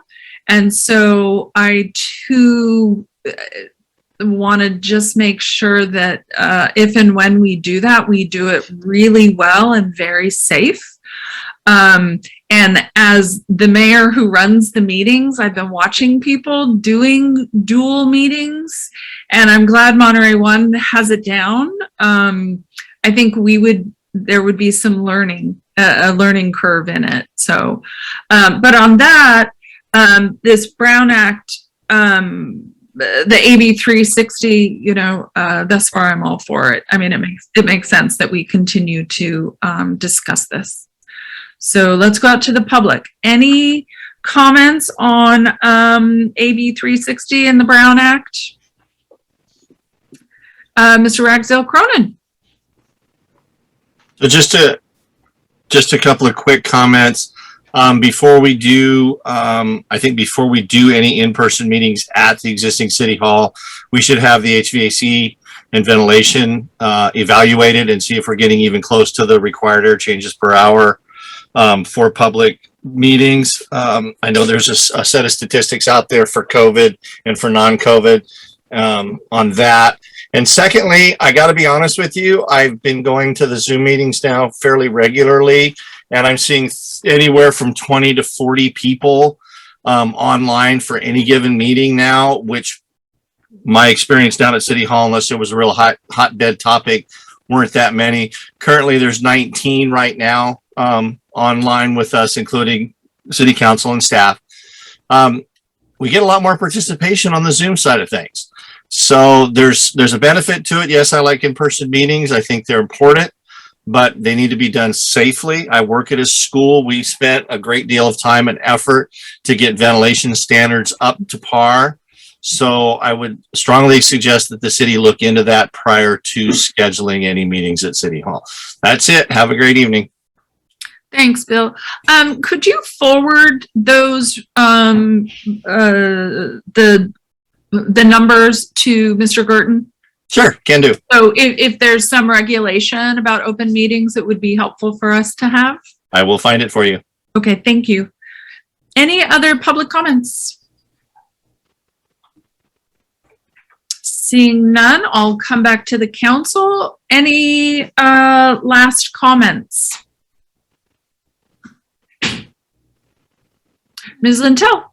Yes, I think if we do go to meetings at the city hall, we should require all attendees to show proof of vaccination. Thank you. I'll leave that to Alex, if we can do that. Alex, is that something that? That's something I'll have to look into. Okay, okay. Any other comments? I'll entertain a motion. I move that we accept resolution 2021-25 AB 361 for the Brown Act. I second. Karen, can you please do a roll call vote? Councilmember Shirley? Councilmember Donaldson? Aye. Councilmember Gagliotti? Aye. Vice Mayor Lintel? Mayor Kerr? Aye, so it passes unanimously. Moving on to item B, establish Parks and Rec Committee and appointments. So in the, I don't have my ordinance number in front of me, but the mayor can establish a certain number of committees, and the Park and Rec is one of them. So Mr. Girton and I worked together on an announcement. It went out. We got I love how it works out this way. We got one resident from the south side, we got one resident from the north side, and we got one resident from Delray Oaks. We got a youth representative, which I'm particularly excited about. And we also had a planning commissioner expressed interest. So really that I do believe, I've been speaking with Alex, that I have the authority to be able to bless those appointments. And so the remaining one is the city council. The liaison is not a voting member, but more of a kind of like a resource. If the committee has any questions or anything like that, this person is there to answer them. I would be interested, but I wanted to put it out there to everybody that if someone else is interested in doing this, to please let John know, and we'll approve that, or I'll approve it accordingly. So, but I just wanted you to know that we have a group of great people, all new from what I understand, and an 11-year-old whose qualifications are because he uses the parks a lot. So I'm thrilled that he's going to be with us. And his younger brother is already saying he wants to be on a committee. So we're doing something good here. Any questions, comments? Pat, let's start with Pat. I reviewed the applications and they all seem like they would be well qualified and a real asset to the committee. Thank you. Sure. Mr. Gagliotti. No questions. I'm encouraged and glad this is being put together. Great. Mr. Donaldson. Yeah, I think Parks and Recs really is a bright spot for the city. I don't think it could be much better. And that's due in large part because of Ron Fucci. He's doing incredible work. And really, I don't even know if we need a committee. I mean, if we just keep doing what we're doing now, add the big kid swing into there, and, I think we'd be good to go. That said, though, I think there are some great candidates out there, and I really want to thank them for volunteering and wanting to be part of the city. Ms. Shirley. Yeah, I want to thank those residents. I think having resident input into our parks is really important. And we've got all kinds of different voices, it looks like. And my daughter's super excited that a sixth grader is going to be representing her in Big Kid Swings. So I think it's wonderful. It's a great opportunity for everyone. And thank you, Mayor, for forming this. I appreciate it. You're welcome. So let's go out to the public. Any questions, comments on the Parks and Rec Committee?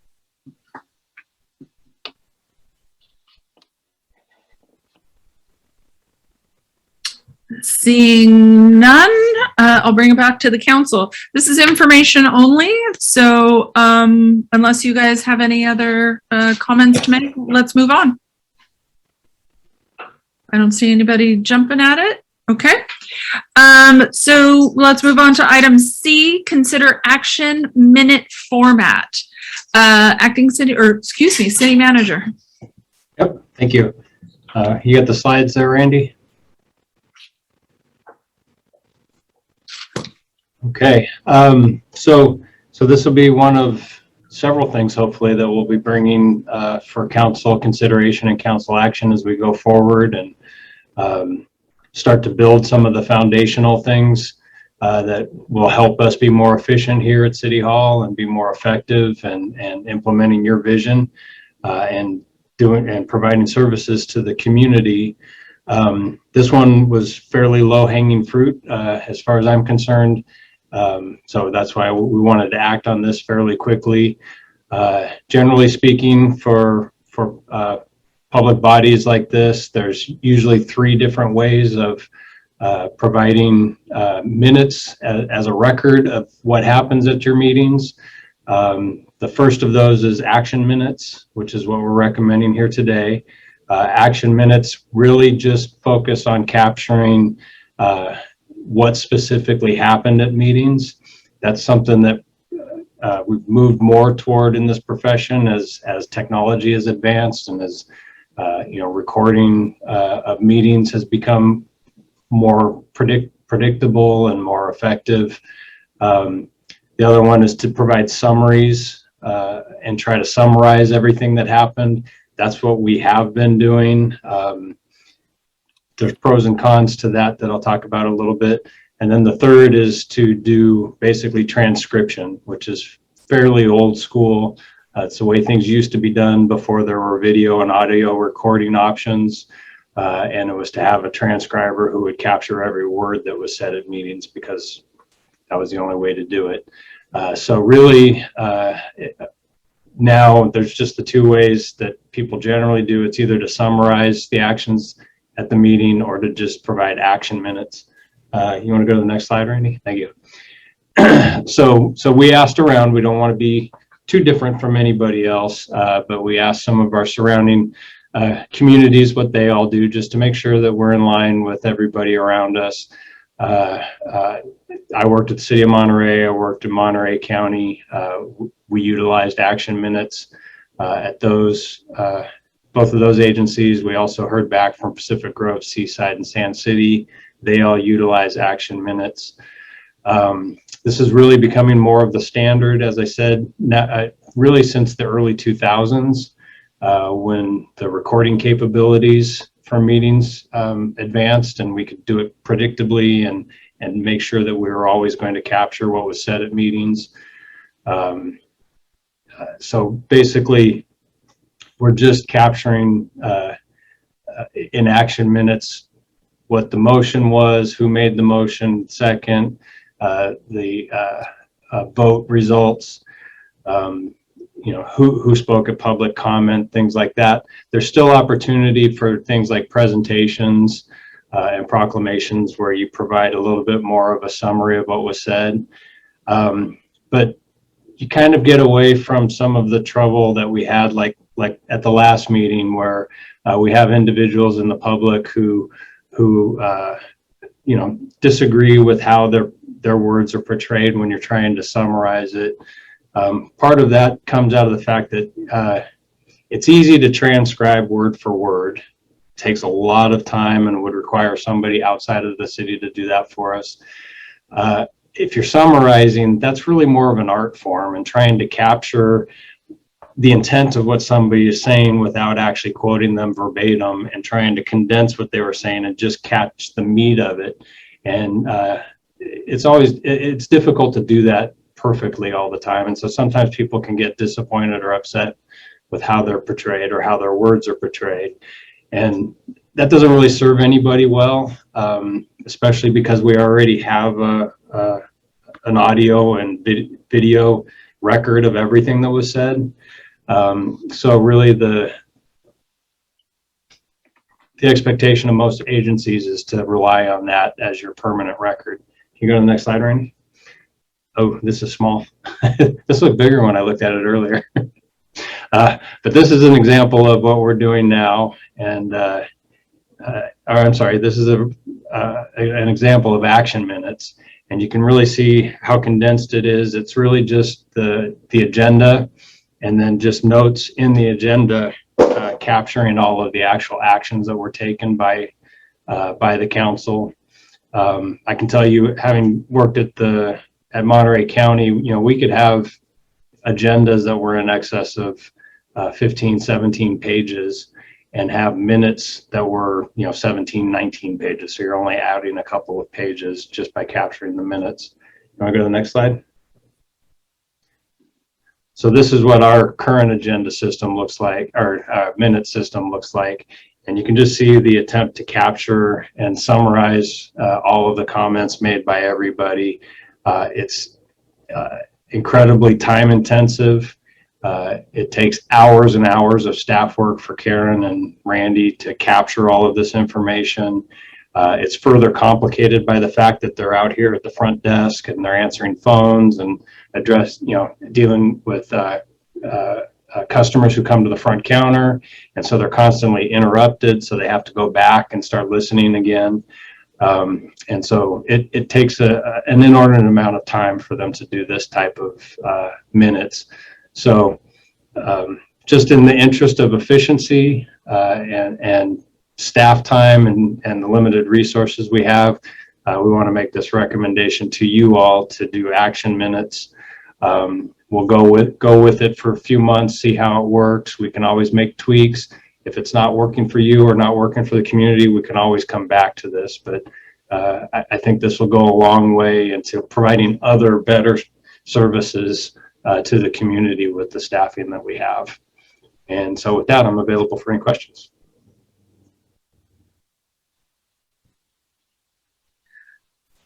Wonderful. So let's go to Ms. Lintel. I think it's an outstanding idea since we are so small in our staff, and Vern and Randy have so many things to do, like John said, phones, counter, etc. And so I think it's certainly the way to go. Thank you. Mr. Gagliotti. No, I think this was a great idea. This was something that when we were interviewing with Johnny, he said, yeah, do you guys do action minutes or do you use current events? So I'm glad to see that we're executing on this. Mr. Donaldson. Yeah, it just makes too much sense. It's authorized through Robert's Rules of Order. It saves the time and the money. We also have the video, so if anybody wants to go back and look at specifics, every meeting that we have is videotaped, so it allows for that. It's just I think it's a great idea. Matter of fact, as we're looking at cutting staff time, maybe something down the road we could also look at is just providing an electronic copy of all of the items for that meeting, as opposed to sending out the big huge binder. So maybe, that's a suggestion as well. I always hate to get my binder and see all that paper in there. And I know it's getting recycled, but it just kind of bothers me a little bit. So those are my comments. Ms. Shirley. I'm happy. I'm happy to move in this direction. I actually had this conversation with Chief Hoyne months ago about trying to get this done. So I'm happy that John Gerton's jumping on this. Thank you. Great. So I just wanted to correct something that I heard, and I'm sure, Scott, you didn't mean this, but you said cutting staff time. I just want Karen to know that we're not talking about cutting your time. It's just providing you more time. I just want to make sure that that's clear. As far as I'm concerned, anything for efficiency and lightening loads, So attention can be paid to more important things is great. My only concern, and I shared this with our city manager, is when we go back into the council chambers, the video system was not as reliable as Zoom has proven to be, not only from a recording perspective, but also from a auditory perspective. Some of us don't play well with the microphones, and so we're difficult to hear, and the speaker is at the back of the council chamber. So that's my only thing. I'm fine. I love the abbreviated minutes, but I want to make sure that we always have a recorded backup. So those are kind of my questions. Let's go out to the public. Anybody have any questions, comments on action minute formats?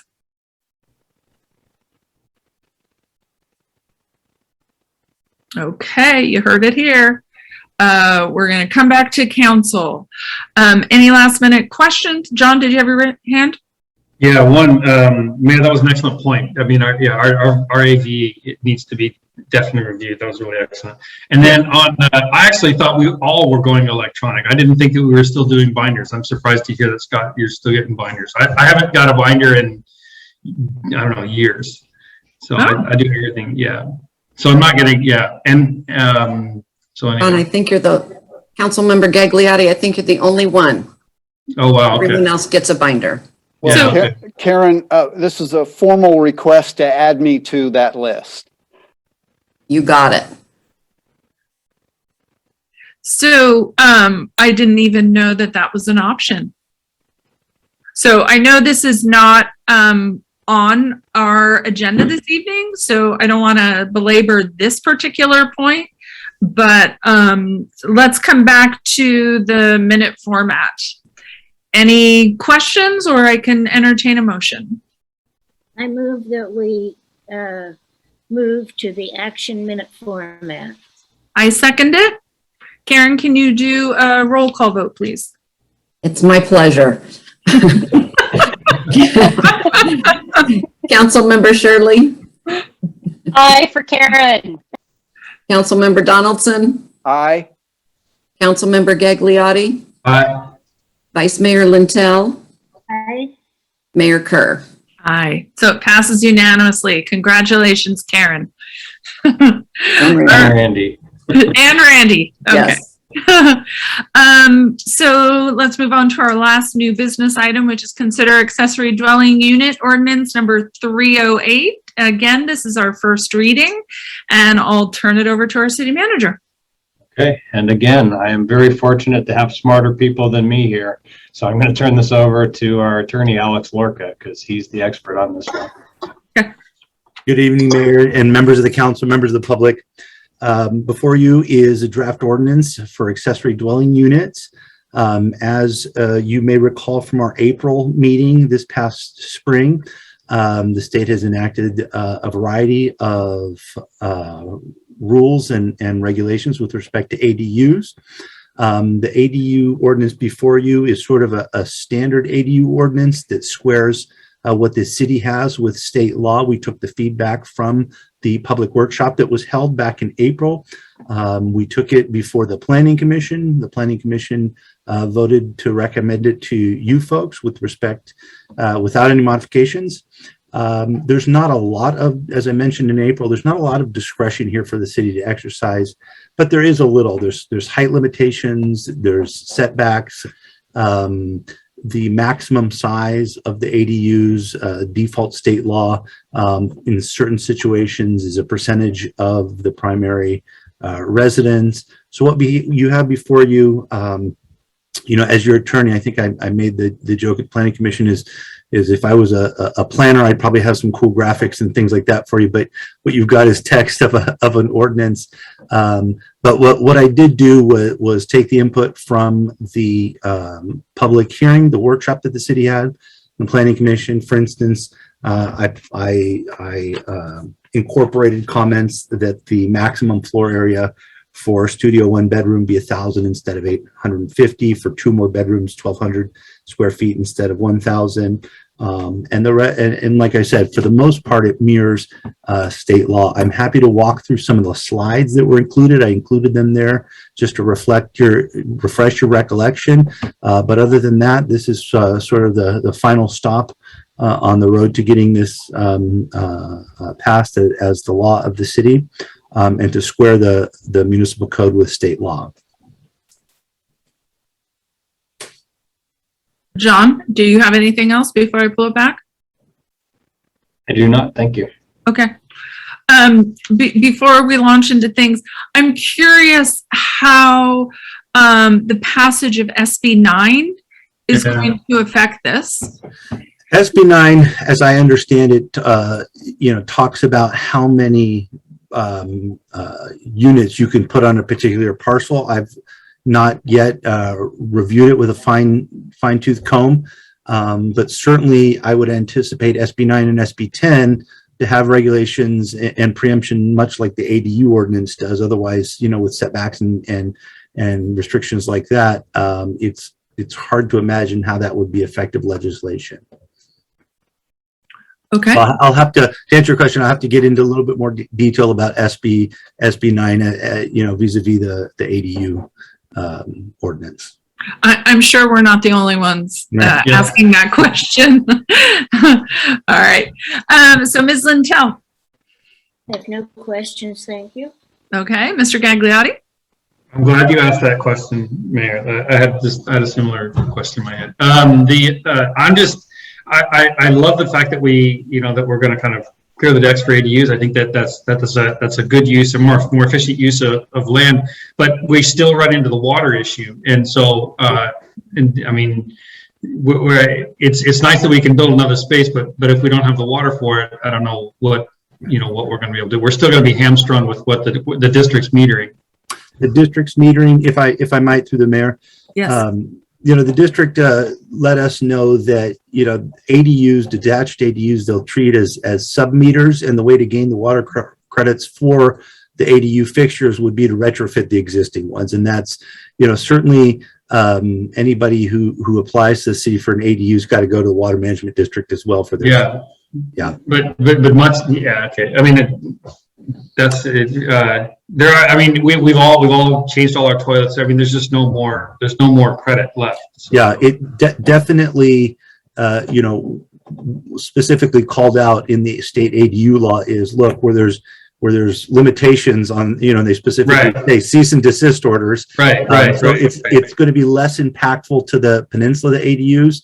And again, it's going to be a question of mostly retrofitting. And you're right, those that have already fitted their homes, it's not going to be of much use. Exactly right. Yeah. I mean, well, I think there's more. I think there's benefit in ADUs. I think that there's benefit in having it. I think that the issue is that we, and I'm just going to hit the third rail right now. We on the peninsula do not want to solve our water problem, and that's going to be we're always going to be butting up against this. I mean, we want affordable housing. We look for all these creative ideas for infill, but at the end of the day, unless we're going to build new water, unless we're going to get new water, we're still going to be running up against this. That's just, I had to take my shot. Anything else, John? No, that's it. Thank you. Okay. Mr. Donaldson. Yeah, thank you, Mayor. There's no doubt this new litigation or legislation, Alex, I had you on the mind here, but legislation definitely, allowing more ADUs and more density in cities really signals the end of single family housing as we know it. Mm-hmm. So that's the key piece. And that's going to impact quality of life issues for folks. I mean, it adds more housing inventory, and that's great, but it'll also impact those quality of life issues for those that live in the city right now. So privacy type issue, noise and parking, those types of things. One of the things, Alex, I wanted to point out is your third bullet when you talked about ADUs are generally subject to the same requirements that apply to primary dwellings. My question there is whether or not we're allowed to do an architectural review for ADUs. In other words, ensure that those that are applying for it go through the same process as everybody else, so that, you know, folks in the city, they have a little bit of a say as it relates to how it's going to look, colors, all those things. So through the mayor, there is the ability to have some architectural standard there. It's got to be objective criteria sort of to match existing, I think is normally the way that's done. There's a very specific species of ADU in which the city is not able to. They're called, quote, state exemption ADUs. But for the most part, yes, the architectural review will be available for those that aren't the statewide, that don't meet the specific criteria for the statewide exemption ADU. And that statewide exemption, Alex, can you kind of give me an idea of like an example of what that would entail? Sure. Let me just pull up my research material here. So those are, let's see.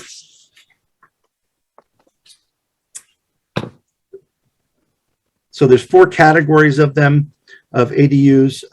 One is within the walls of a single family residence, or within the walls of an existing accessory structure like a garage or barn, that meets specifics with respect to fire and safety.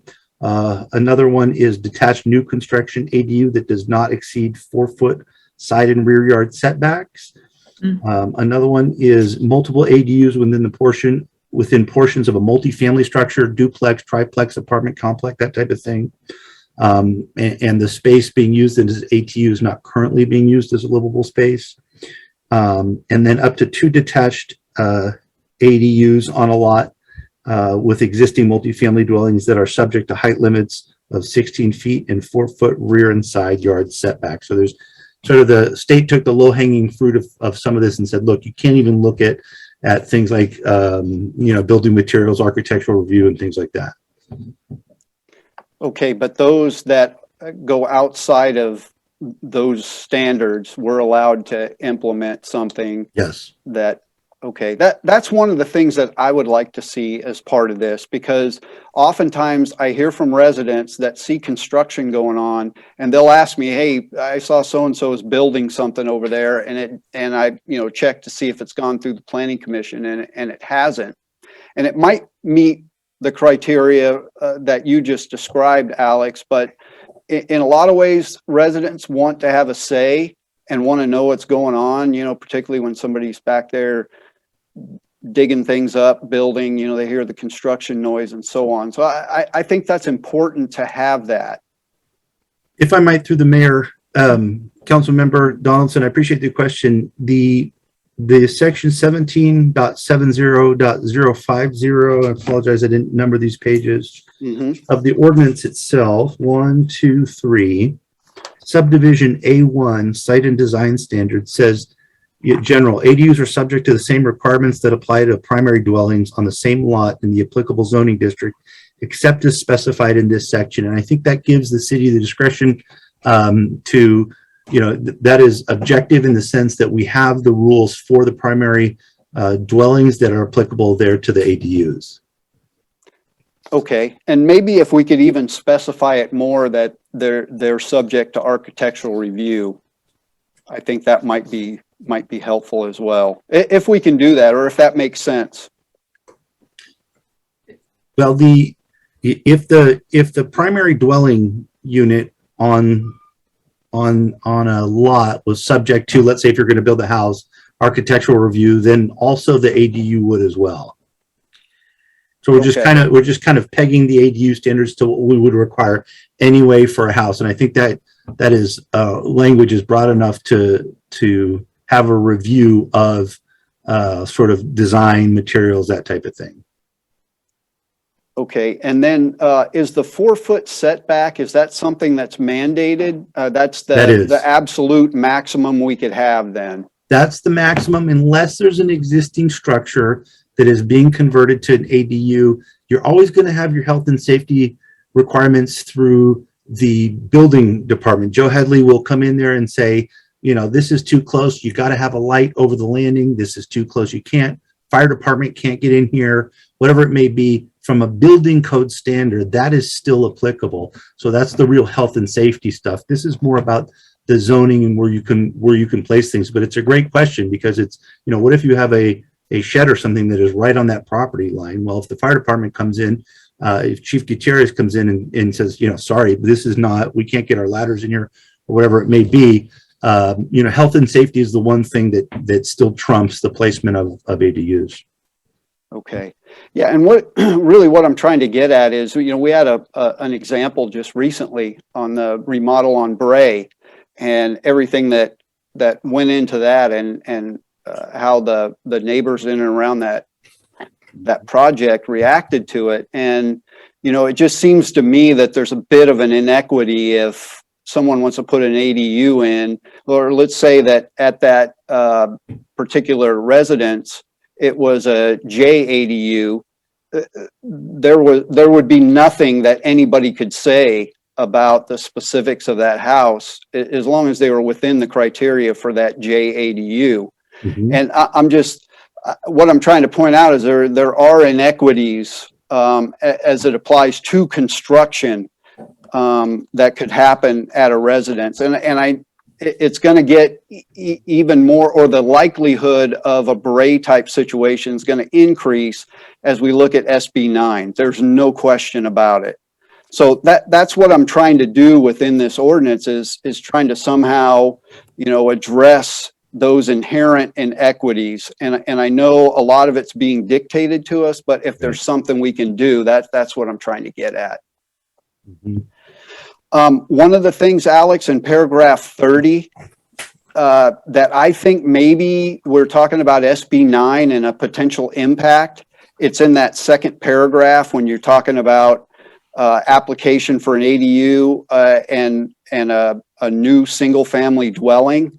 So that might be an area as you get more information on SB 9 to take a closer look at. Within the rest of the document, I didn't see that it would have that big of an impact, but that was one area that kind of jumped out at me. Okay.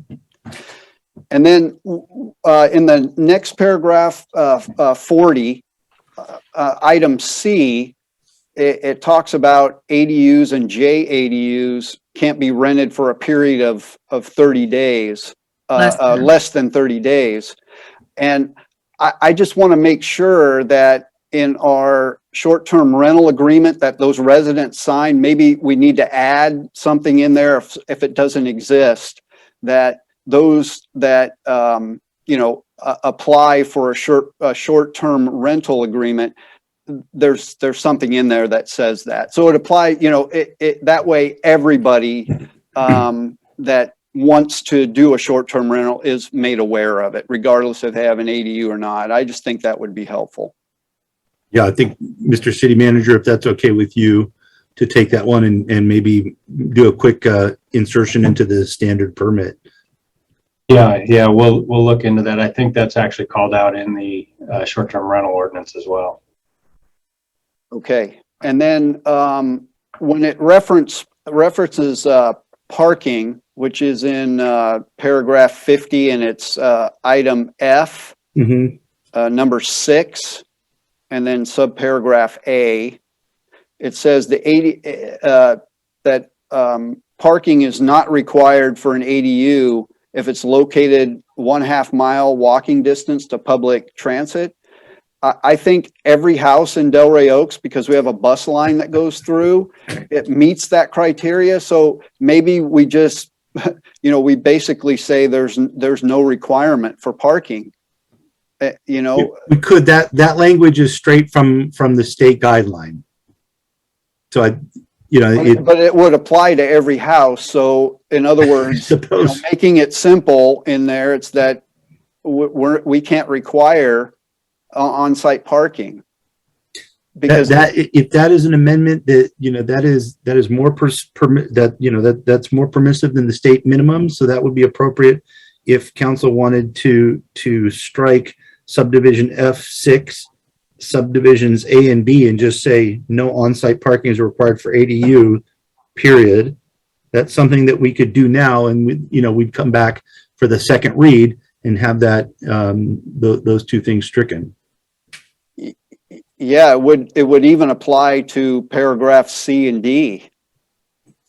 Because if the, I mean, the first one, yeah, the first one applies to every resident in Delray Oaks. It doesn't make sense to even again, those are mention the other straight stuff. from Matter the- of fact, it might even confuse people more. Mhm.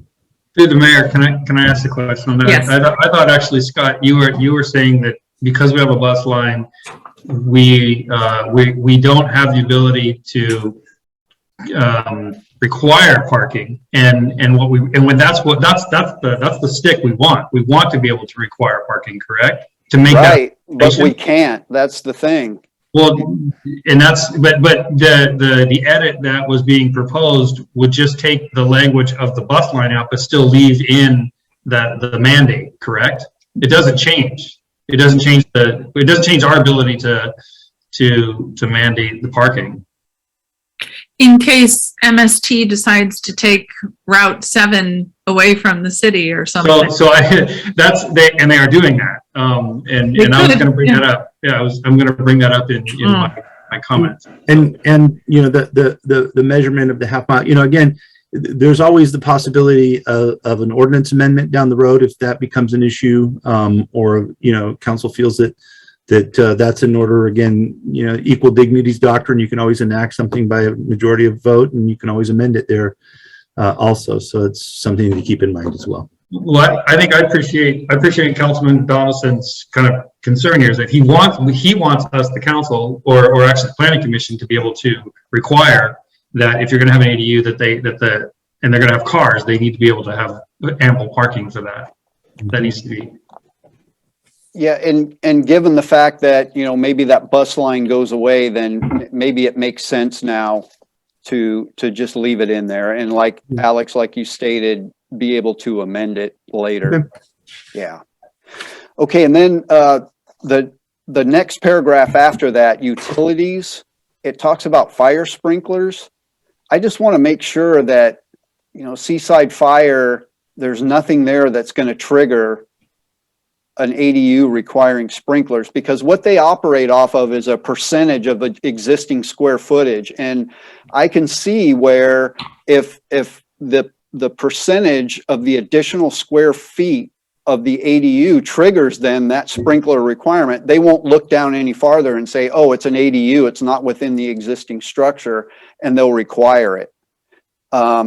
And that's what they did when I remodeled my house. Right. It's just an automatic trigger. So I just want to make sure that they're aware, or do they have the mechanisms in place if it is an ADU that they will not require it. It's kind of just a double check with them to make sure that we're good.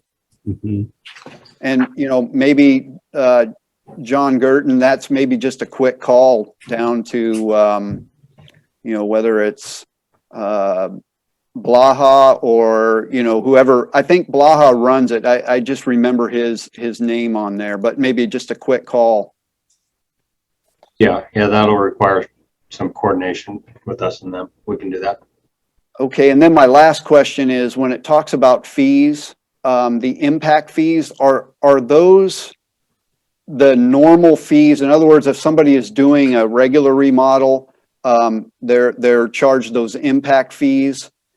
And now, if it's an ADU, you're not charged that. Am I understanding that correctly? That's right. So some jurisdictions impose impact fees on, you know, based on a study of what it costs the city, and the city has the ability to sort of assess those fees.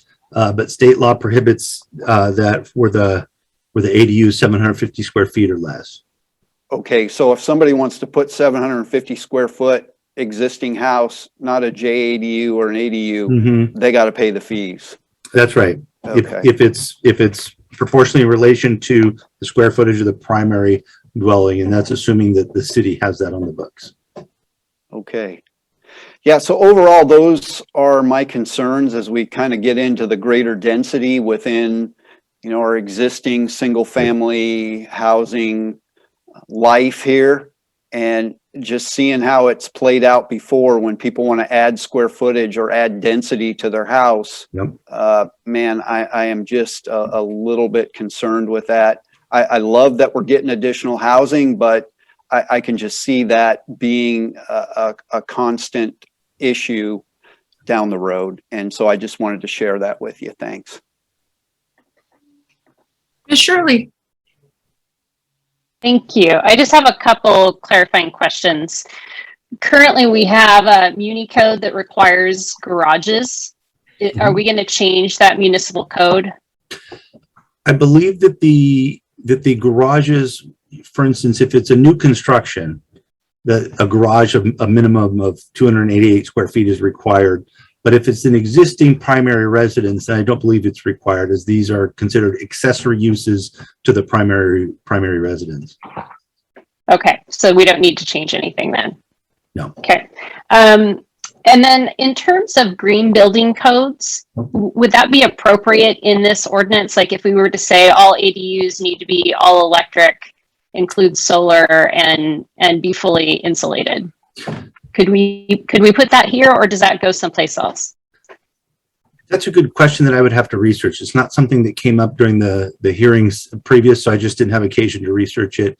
To the extent that building codes incorporate green building standards, those will be required for the construction, because again, this is more of a planning thing, and then the actual building code. So to the extent those have green provisions, those will be required in the ADUs. But it's certainly something that I could research to see if the city has the ability to require that for the construction of ADUs. Okay, yeah, I just remember that coming up in the Seaside ADU presentation that I went to, and so I'm just wondering, because I think they were mandating that they all be electric with solar, so I'm just wondering if we could do the same. Sure. And then just to clarify, we don't need a minimum lot size for an ADU. So essentially, if anyone who has a one-story house, I could put an ADU on top of my house, right? As long as it was met the height requirements, yes. Yeah. The 16, as long as it wasn't higher than 16 feet or whatever. Was it 16 feet? Yeah, 16, and then 1 second here. There was a provision for height. A second story or two-story attached ADU may be permitted subject to an architectural permit, may not exceed the height of the zoning district. So whatever zoning district it was in, that maximum would apply. I see. Okay. Okay. Yeah, I think that's it for me. I'm glad we're putting together an ordinance. I think this is important.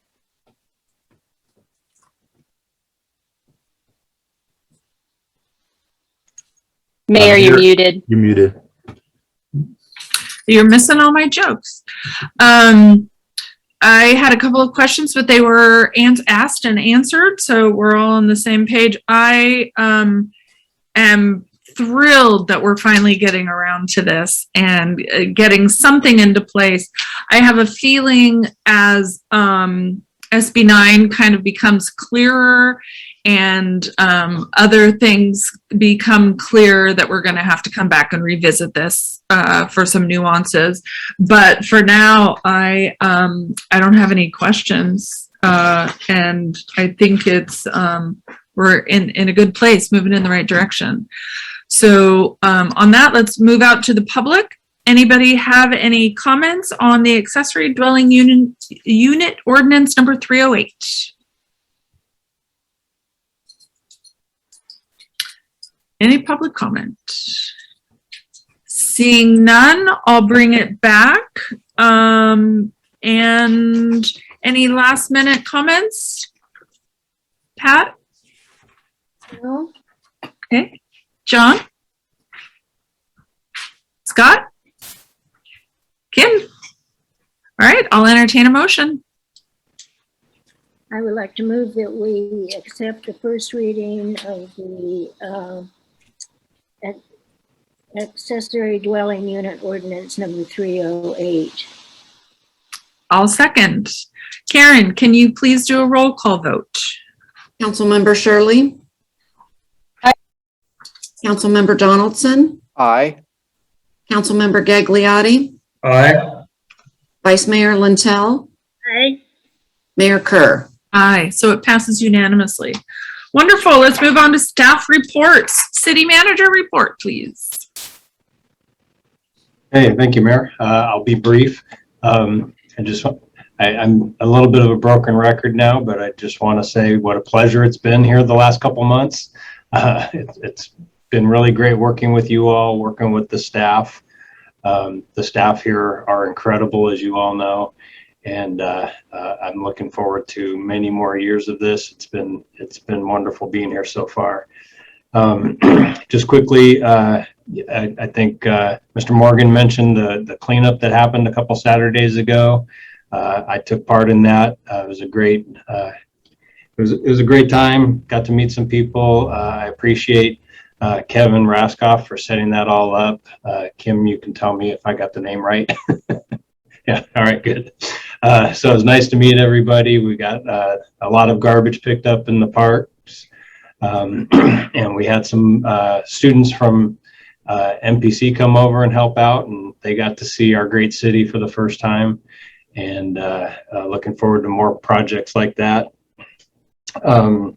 Just like to let everybody know that we have a strategic planning retreat meeting with the council scheduled for Thursday the 30th. Everybody's welcome to attend that and participate. I believe Randy can correct me if I'm wrong, but the link should be on the website.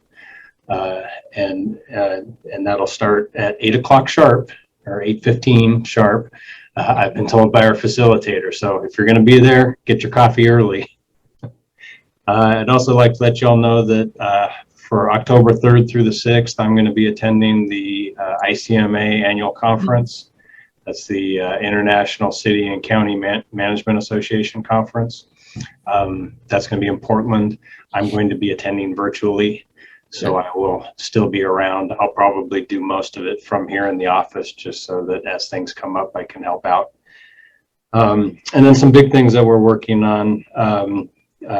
You all had commissioned EPS to do economic analysis of some of our properties and what all can be done with that. Just want to let you know we're making progress with that. I met with Dave Zender and Denise Duffy earlier this week, earlier this week, yesterday. And looks like we're shooting for the next meeting in October to bring you an update on that, so you all can see the progress that's being made there. Same thing with Denise. We have to work the planning commission into the stuff that she's working on for a housing element update. And then also they're making some progress with AMBAG and at the state level on our RENA numbers. So we'll have an update probably for the planning commission first, and then to you all in November, I think is what we're looking for there. And then also I'd just like to repeat what you all said about the about the Parks Committee. Excited about having community input on some of the things that we're doing for the park. I'm really excited about the youth liaison helping out. I think that's going to be great, and I hope that they're all ready for it, because we're going to hit the ground running on this, so they need to get their work boots on, because first thing first, we got to address how we're going to deal with that Prop 68 money, and we have a very short timeline on getting that in. So our first meeting is not going to be a getting to know you an introduction meeting. That's going to be get down to work meeting. So, and with that, that's all I have for this meeting. All right. Thanks, John. Thank you. Council reports are in the packet. I would like to augment, if I may. Okay. And so I was going to bring this up, and I'm so glad I kind of came up with the busing. So MSG has been going through, for the last year, a review of the routes, and demand is going up, but demand is also being focused in areas that there's growth happening in areas that MSG kind of underserved, and so they're changing basically their whole routing. And they're going to be increasing frequencies in major feeder routes like the Jazz. That has now on a 15-minute phase. Now it'll be 5 minutes. If you stand on Fremont Street, you'll be able to catch a Jazz bus downtown or to Costco in every 5 minutes. And then they're going to be increasing numbers of buses between South County and Salinas. And then also we're going to be breaking ground, or no, I'm sorry, we're going to be ribbon cutting on the King City hub down there in October. But in order to do all that, it's a zero-sum game. I mean, there's only so many drivers and there's only so many buses. And so to increase services and frequencies in other areas are cut, and Delray Oaks is on the cutting block. There's an opportunity for us to submit comment, but I can tell you that we are, when they did the assessment and they rode the Delray Oaks line, often the assessors were the only ones who were riding the line. And so they just didn't see, the demand. One thing that I asked for is, I know that we have an elderly electorate, or kind of an elderly population. And whether I didn't know whether or not they were using the buses, but there is a rides program, and that is not going to be affected at all. That's a different pot of money, a different set of drivers, different contracts. So if that is how residents are using the MST system, that's unaffected. But the Line 7, for all intents and purposes, is going away. I've asked Carl, who's also a Delray Oaks resident, to come before Delray Oaks and let him describe in more detail. But I can kind of tell you right now, the writing's on the wall. Everyone got a haircut. It's just that we only have one hair. So that's kind of our issue. So, may I ask a question? Yeah. Will they still have a bus stop on the corner of Fremont and Canyon Delray? That's Jazz. That's the Canyon Delray. Yeah, that's a busy one. Yeah. And is there one on at Stone Creek? That would be a different. I think that's the one that goes between here out to Salinas. Okay. There's one on 68. There's one on 68. Right. On either side. Okay. Yeah, but I don't believe it's not in our. It's not in Delray Oaks. It's on 68. Right, but they would be our closest. Exactly. Yeah. Okay. So the Fremont Street is. So Portola is not that bad affected. It's our south. It's our south residents, the kids. I grew up on that. That's how I used to get to school, and a lot of kids do. And that's gone. That's what we gone. But I just don't think kids are riding the bus like I did when I was growing up. So. Right. Okay. Thank you. Yeah. Let's move on to just of note, correspondence. A lot of correspondence in the agenda packet. If you're interested, take a look at that. And we have a closed session item. Or actually we have two closed session items. So at this time, I'd like to open up for any public comment on either of these two items. There is a time limit of 3 minutes for each speaker. No action will be taken. So any public comments on either of the two closed session items? Okay, so on that note, we, the council and legal counsel will go into closed session. We will report out when we are done. If you choose to stay, thank you. If not, we will see you at the next meeting, which is October 26th. On that note, we'll see you in a little while.